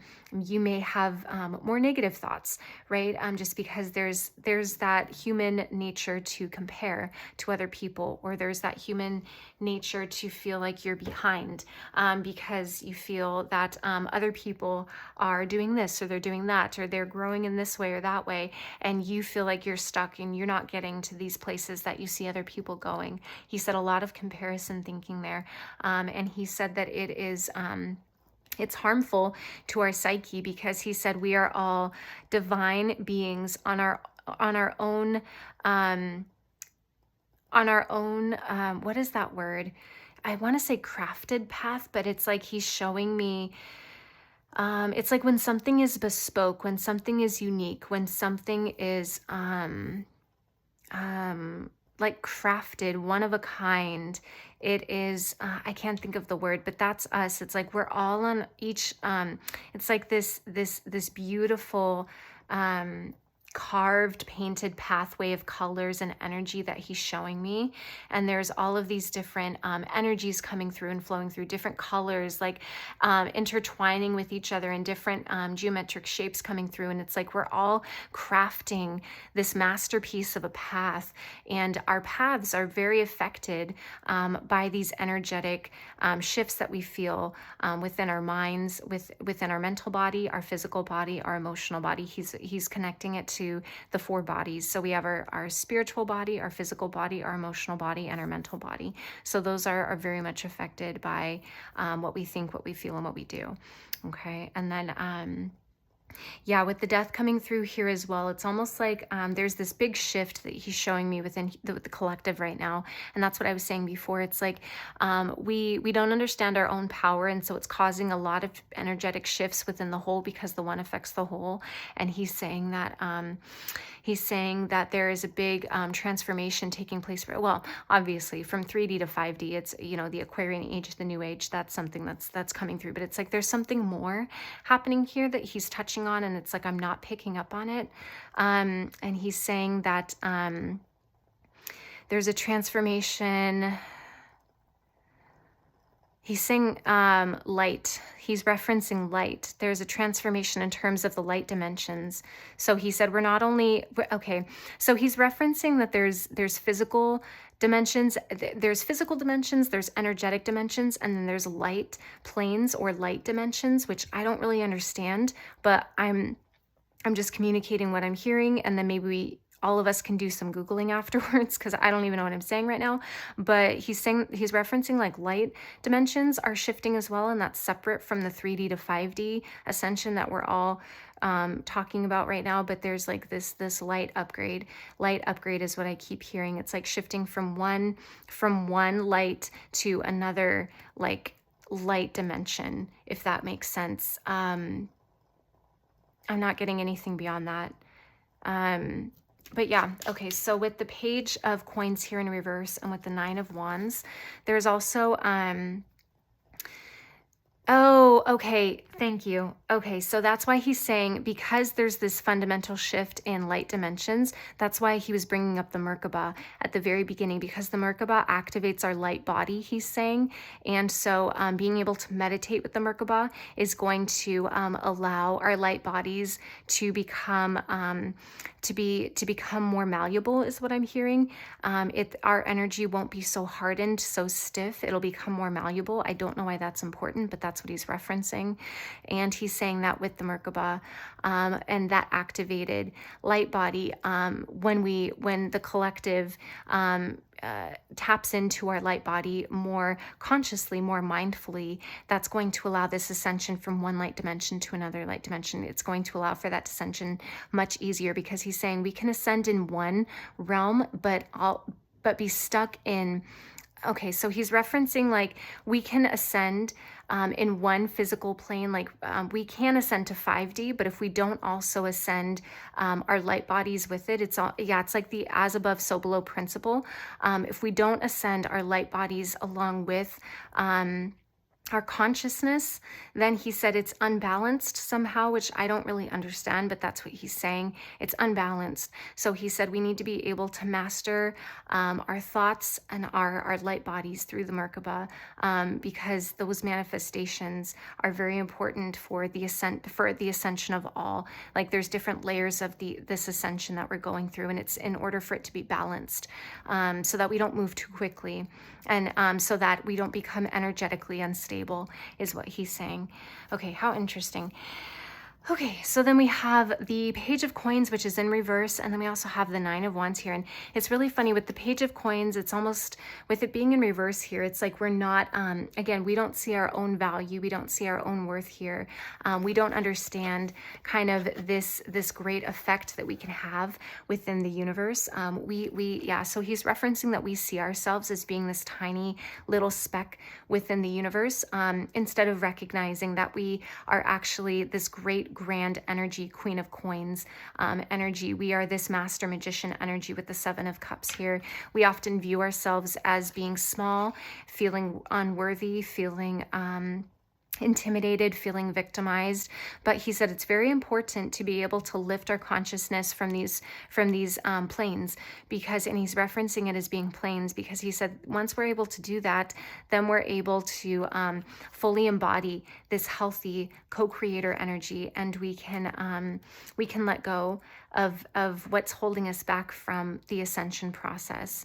And he said it's not bad or good, but he said it's just the journey that we're on right now.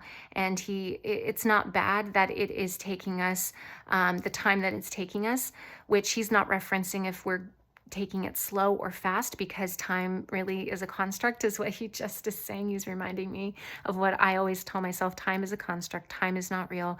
So because of that, he's not referencing our journey as being good or bad. It's unfolding the way that it needs to unfold, but in order for us to properly ascend, that's what he's referencing as well. We need to embody this energy fully, and not be afraid to stand within this wealthy, abundant, like aura, is what he's saying. It's like having an abundant aura is very important, and I don't know why he's referencing it that way, but that's what's coming through.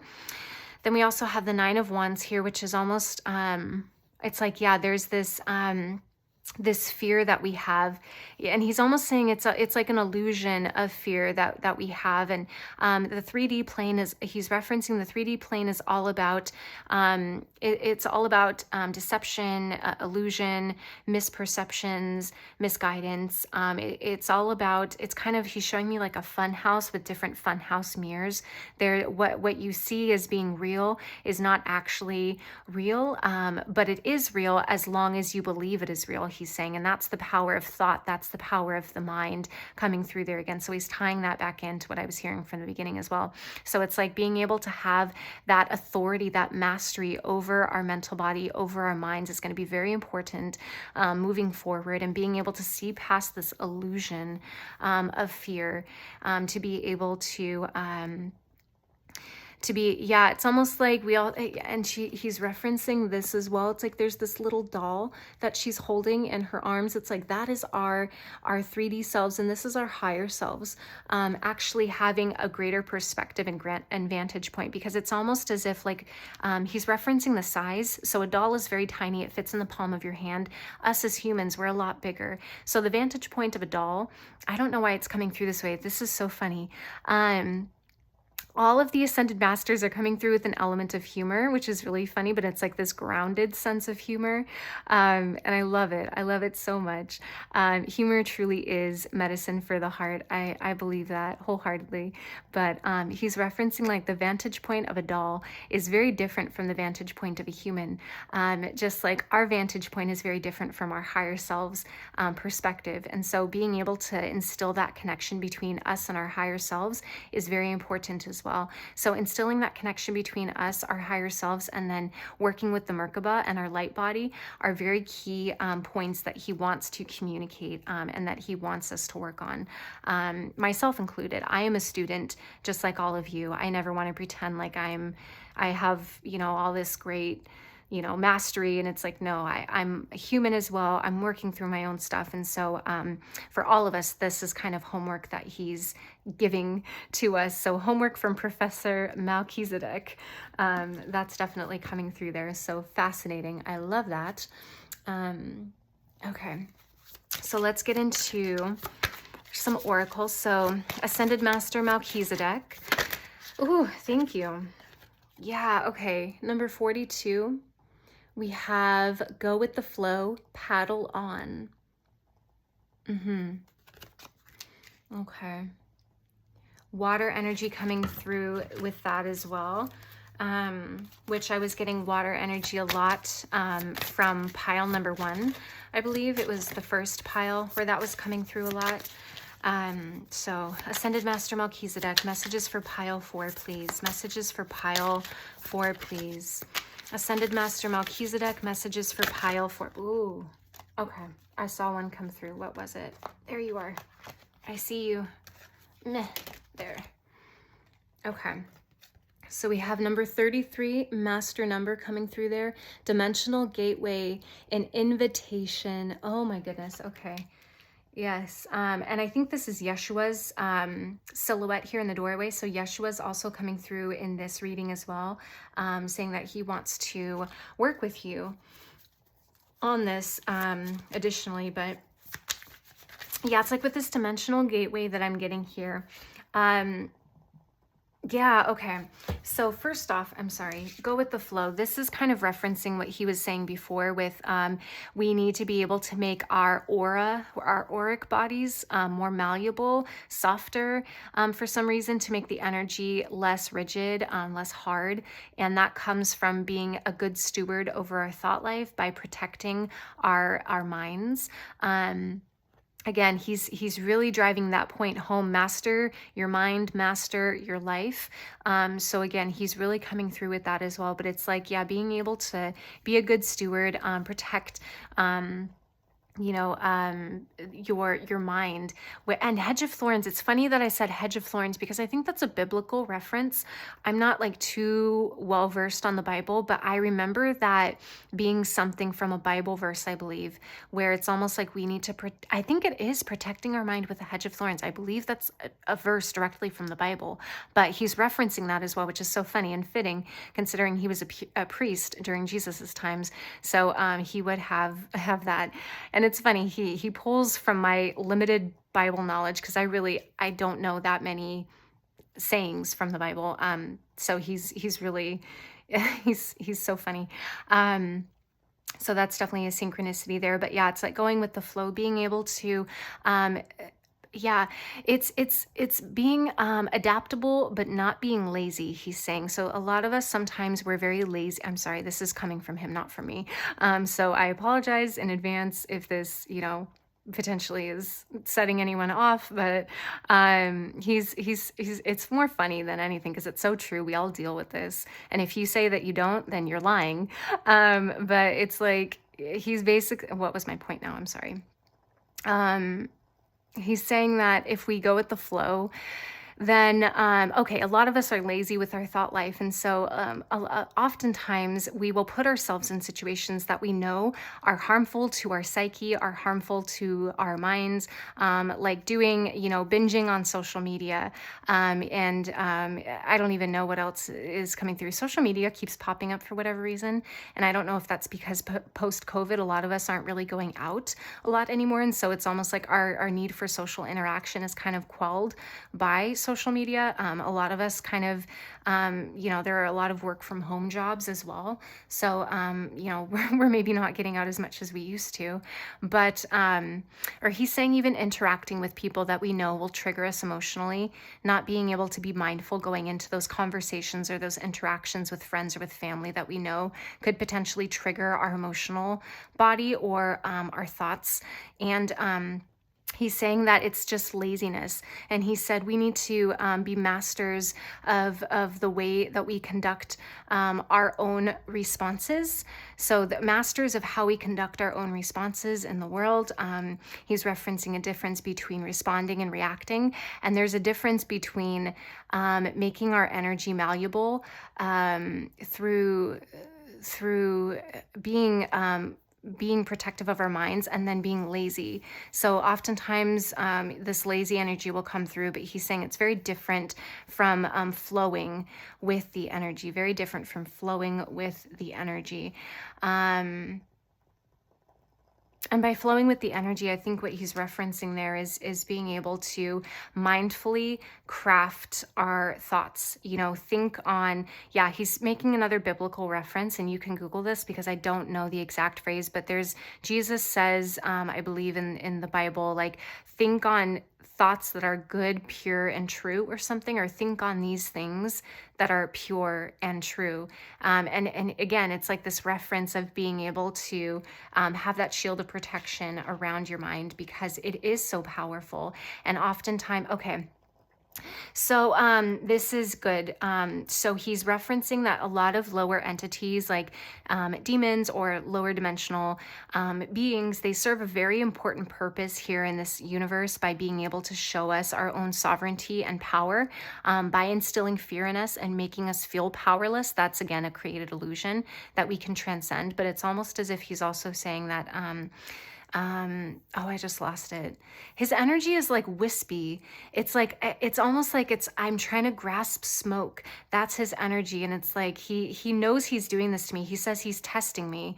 So he's, my gosh, I'm definitely getting like Merlin energy coming through here as well, which is really interesting. It's like this like silvery, wispy, smoky, like dark blue energy. So okay. You're testing me. That's fine. So basically he,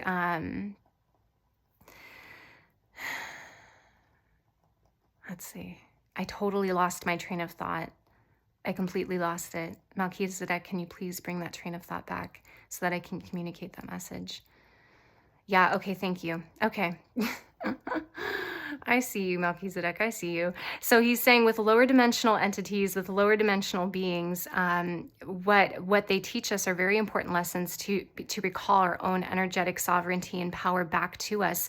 But likewise, they can never affect us physically or energetically. It's all an illusion. They can affect our minds, is what he's saying, but they can't affect anything else. It's almost like because there is universal laws in place or universal principles in place place of like, there's the law of free will, that another energy cannot affect you if basically if there's not your consent. You accept and allow the energy to happen to you. And if you don't accept or allow that particular experience or energy, then it can't affect you. So he's referencing again that the power of the mind. He's saying this is the power of the mind. It's the power of understanding that these negative energies only affect our minds, and we only give it power if we allow it. Okay, that was what he was wanting to communicate. Then with dimensional gateway here, we have an invitation. So this is definitely, like I was saying before, dimensional gateway. This is transcending different dimensions, different realms. It's being able to understand that there's more than one ascension taking place at this time. We're ascending through the light dimensions, like I was saying before. And then we're also ascending physical planes of existence, because he's also referencing that as we go through this ascension collectively, our bodies will become made less of matter, and they'll have more light within them. Will be more energy moving forward. And so that's why activating our light body on a regular basis, infusing source energy and source light, and rainbow light, he's saying, within our light bodies is so important, and using the Merkaba. And he's wanting me to show you this specifically. This is the back of every single card of my Archangel Metatron Oracle deck. And this is, it's so funny, I didn't notice that it had the Merkaba on the back, or else I would have shown it originally. But he's referencing that this is the light body that we need to visualize when we work with our Merkabas. We need to envision this light, this energetic prism of light coming off of our bodies as we work with the Merkaba. And our human selves are within the center of this. So we're completely enveloped by this beautiful Merkaba energy. So just to give you an idea of a scale, when you visualize that, that's the scale to use. Okay, Lord Melchizedek, Ascended Master, thank you. Messages. 24, we have orange. We have connection and attunement. Okay. Yeah, exactly. So we need to, this is like mindful practice is what he's saying. He wants us to incorporate mindful activities, mindful practices into every day. And he says it doesn't have to take long. A lot of us get burdened by the thought of like, oh my gosh, this is like going to be so draining for me. I don't have time to meditate. By the way, if you tell yourself you don't have time to meditate, usually that's when you need to meditate the most. So that's just a side note from Elizabeth, but Melchizedek is coming through to say that we need to incorporate more mindful practices into our day, and that includes being able to do mindful movement is what he's saying. And I'm seeing that here with the yoga pose coming through here, and it's like this fire of energy coming from the person, and it's like his hands are open to receive. He wants us to be able to receive energy into our light bodies. That's going to be very important, to be able to visualize this light coming through our palms. We can visualize it coming through our palm chakras. We can also visualize it coming through our crown. But he's referencing the importance of being aware of our thoughts, being aware of what we're doing, bringing the, I've said this before in other readings, but he's bringing this through as well, bringing the subconscious up to the conscious level. Yeah, so that we're aware of what we're doing every moment of the day. This mindfulness is coming through. And I know that Tibetan Buddhism talks a lot about mindfulness, and he's referencing that is a great avenue to be able to learn more about, he's saying, about the art of mindfulness. He said mindfulness is an art. So he's referencing, if you want to learn more about how to incorporate mindfulness in your daily life, he said that's a key path to the ascension journey. That all of the ascended masters have had to master. And he's referencing the Tibetan Buddhists have done a beautiful job, he's saying, of being able to structure, provide a sound structure, a sound foundation of knowledge with that topic, is what he's saying. He talks very kind of formally, which is really interesting. Okay, thank you. And then we also have 4, letting go, time for release. Exactly. So in order to, okay, he's referencing something else that I've said in another one of my readings as well. there's this idea that we're hot air balloons, and as we ascend, we need to release the sandbags in order to rise higher and higher. There's this reference as well. It's like in order to magnify, he's saying, in order to magnify our light bodies, we need to be able to release these denser energies and let go of what no longer serves us, is what he's saying. And so that can really be such a freeing experience, because then we realize that we actually don't have, it's almost like we feel this, not responsibility, obligation. Yeah, it's almost like we have this obligation to these illusions that aren't even there, he says. We have obligations to things that aren't reality, because they're constructs that we've created, again, within our mind. He's bringing up a lot of the mental space. So he's saying it's very important to be able to realize what has been constructed and what is actually truth, and to let go of anything that is illusion so that you're left only with the truth, he says. Okay. And then at the back of the deck here, it's so funny because this popped into my mind earlier when I was trying to describe the Merkaba, because this is the star, this is the tetrahedron shape here, coming through with number 19, fire, dragon's strength.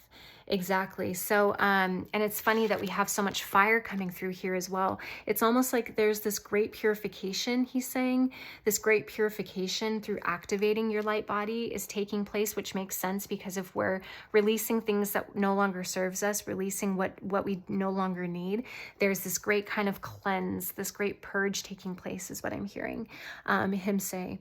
So that's beautiful. Okay. Wonderful. So we have that. And then let's go ahead and take some of our healing oracle deck here. Okay. Ascended Master Melchizedek, messages for pile 4, please. Thank you. Yeah, okay, here we go again. Number 32, create sacred space. And again, we have the pyramid coming through here as well. Yeah, exactly. And so you see this column of light coming through her crown chakra, and you see her palms are actually resting on her sacral chakra as well. He's saying this is going to be a very helpful meditation pose. So I'm actually going to hold it there for just a minute so that you can actually get that image in your mind, so that when you meditate, if you visualize this, if you sit this way and visualize the energy coming through your body in this way, and the sacred geometry around, because again, Melchizedek consciousness is governing over sacred geometry.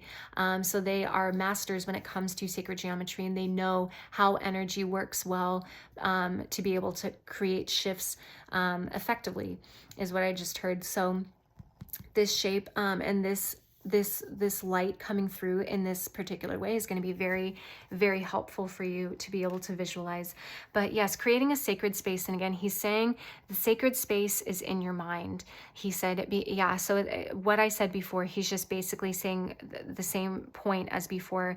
He's really, really stressing, you guys, the importance of really knowing what we're thinking and why we're thinking it. He said it's so important to be aware of what you're thinking and why you're thinking it, because he said once you start becoming, so the first level is taking the subconscious to the conscious. The second level is being aware when we allow things to happen that are not in our best favor, he says. Then the third level is to be able to question why we're reacting the way that we're reacting, why we're thinking the way that we're thinking. Once we question it, that allows that thought process to take place, where we become observers of our own thinking. And then we become kind of, he's saying we have an objective vantage point. We become less attached to those emotions, to those thoughts. We judge ourselves less because we're suddenly aware that okay, so he's referencing again the collective consciousness, the plane that the collective consciousness resides on. It's like those thoughts sometimes bombard our minds and we take those on as our own thoughts, but a lot of times it's really just energy that we are absorbing from the outside. And he said we need to understand that we are not the thoughts, we are the observer of the thoughts. We are not the thoughts, we are the observer of the thoughts. And the observer is not connected to any thought, he said. but then again, that's also, he's saying, but it's not true in terms of, he's referencing like source being able to create and then co-creating, what I mentioned before. That is very true. So I don't know why he's saying, I don't know why he referenced it that way just now. But yeah, he's still showing me that, yes, that is true. Source thinks thoughts and it manifests. We think thoughts, we feel feelings, we do actions, and it creates other planes. He's saying it creates other realities elsewhere within the multiverse. Interesting. Okay. He's saying to just trust. He said, communicate what I'm hearing and don't overthink it. Again, mental body coming through. He's very direct. This energy is very direct. He's very funny. Okay. Ascended Master Melchizedek, messages for pile 4, please. Thank you. Okay. Yeah, exactly. So we have number 43 here. Consciously complete. Again, being aware, being mindful, being conscious of the energy that we're placing out into the world, and the energy that we're intaking is going to be very, very beneficial for us. And then we also have 31, tap into primal power. And again, we have this fire energy coming through here again with the palm chakras, just like down here with the palm chakras as well. So Ascended Master Melchizedek is bringing in the fire element strongly. And he's saying, he's referencing like the, yeah, it's like understanding. Yeah. So tap into primal power. It's like understanding that our thoughts are our source of power. Our mind is our source of power. And even though we are the thinker of the thoughts, and the thinker of the thoughts is not associated with any thought. Okay, so he's not attached. The thinker of the thoughts, the observer of the thoughts, is not attached to any one thought per se. We don't attach ourselves to that. And what he's bringing in here is that our thoughts are our power. Our mind is our power. When we can understand the authority that we have with, and again, her hands, and it's like she's placing her hands down and she's grounding almost as if she's creating something, and that's us.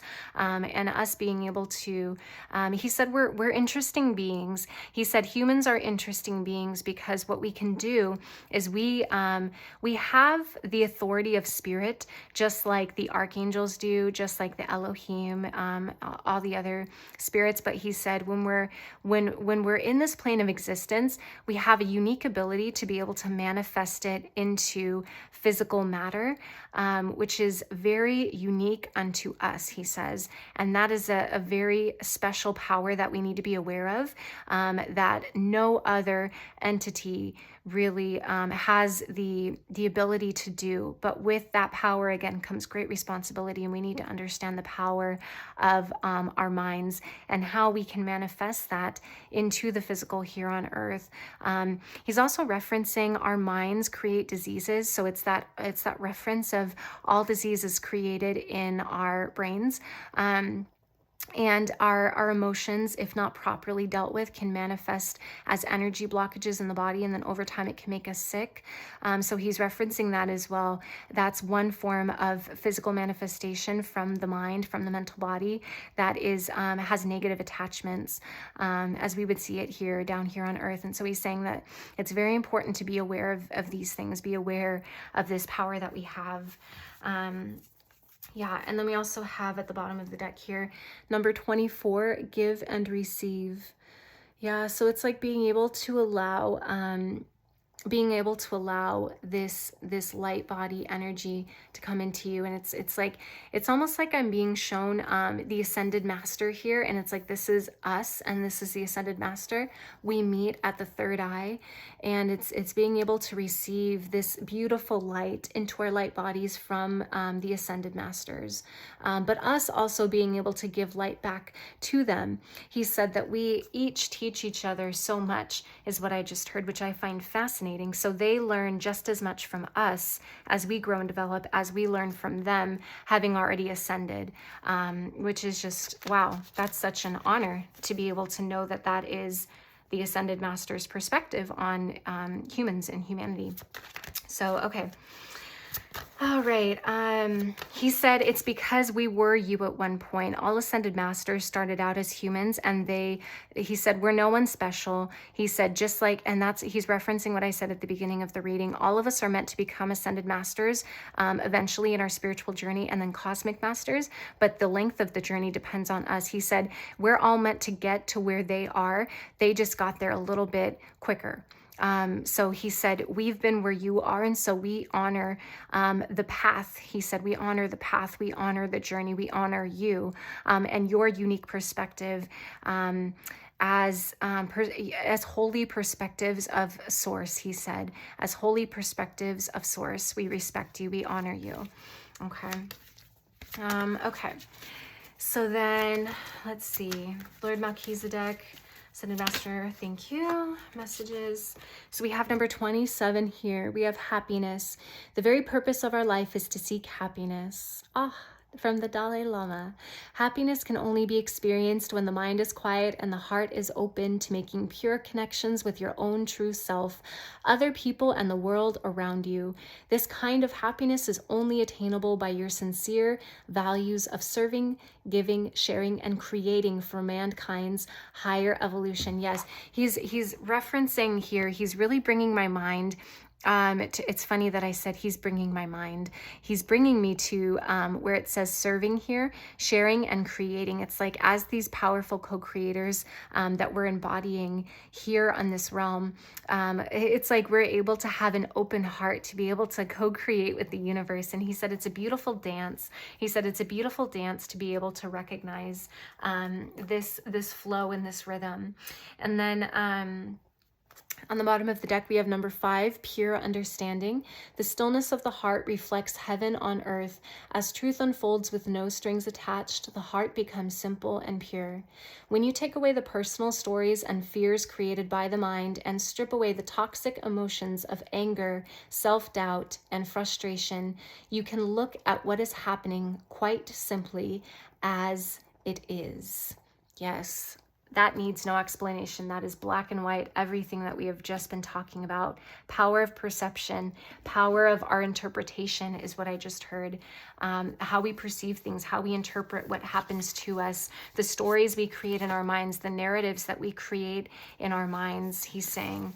All very, very powerful to pay attention to and to be aware of. Okay. Ascended Master Melchizedek, please. Final message for my beautiful, beautiful pile 4s, please. Final message for my beautiful pile 4s. That was a good one. I don't know why I did such a dramatic breath. I don't know. That was so interesting. I kind of heard myself as I did it too, and I was like, that was a little dramatic. Okay. So we have goodness here, and this is the energy coming through. Heart chakra. He's saying the heart space. Yeah. Beautiful. So I refine my character and overcome difficulties by remaining positive. I calm my heart, and illuminate my intellect to transform shadow into light. Yes, light bodies, integrating light into our light bodies, very important. I consciously manifest goodness in and around me. I improve my qualities for the benefit of all. Exactly. And then at the bottom of the deck here, we have positive action. And then we have this beautiful violet light coming through. It says, I focus on the beauty in me and I find silence. I live and honor the present by doing what I can do now. What I cannot change, I let go of and entrust to God or the universe, or insert whatever is there. But yes, so what did I say before? It's this idea of think these things, this biblical reference of think these things, think these thoughts that are good, pure, and true. Think on these things, my children. And it's being able to produce fruit from that good stewardship over what we do have. He's saying our minds is like a different realm of existence, and it exists independently. And so being able to work hand in hand with that energy is going to be very beneficial to us, especially as we're heading into this 5th dimensional consciousness. Beautiful. Okay. Hmm. Okay, I think that's everything. All right, my beautiful, lovely, lovely souls, my pile fours, it has been such an honor to be able to tap into your energy, to be able to allow this message to come through from Ascended Master Lord Melchizedek. And I love you so much. If you liked this video, go ahead and like and subscribe to see more videos like this. And I will see you in the next reading.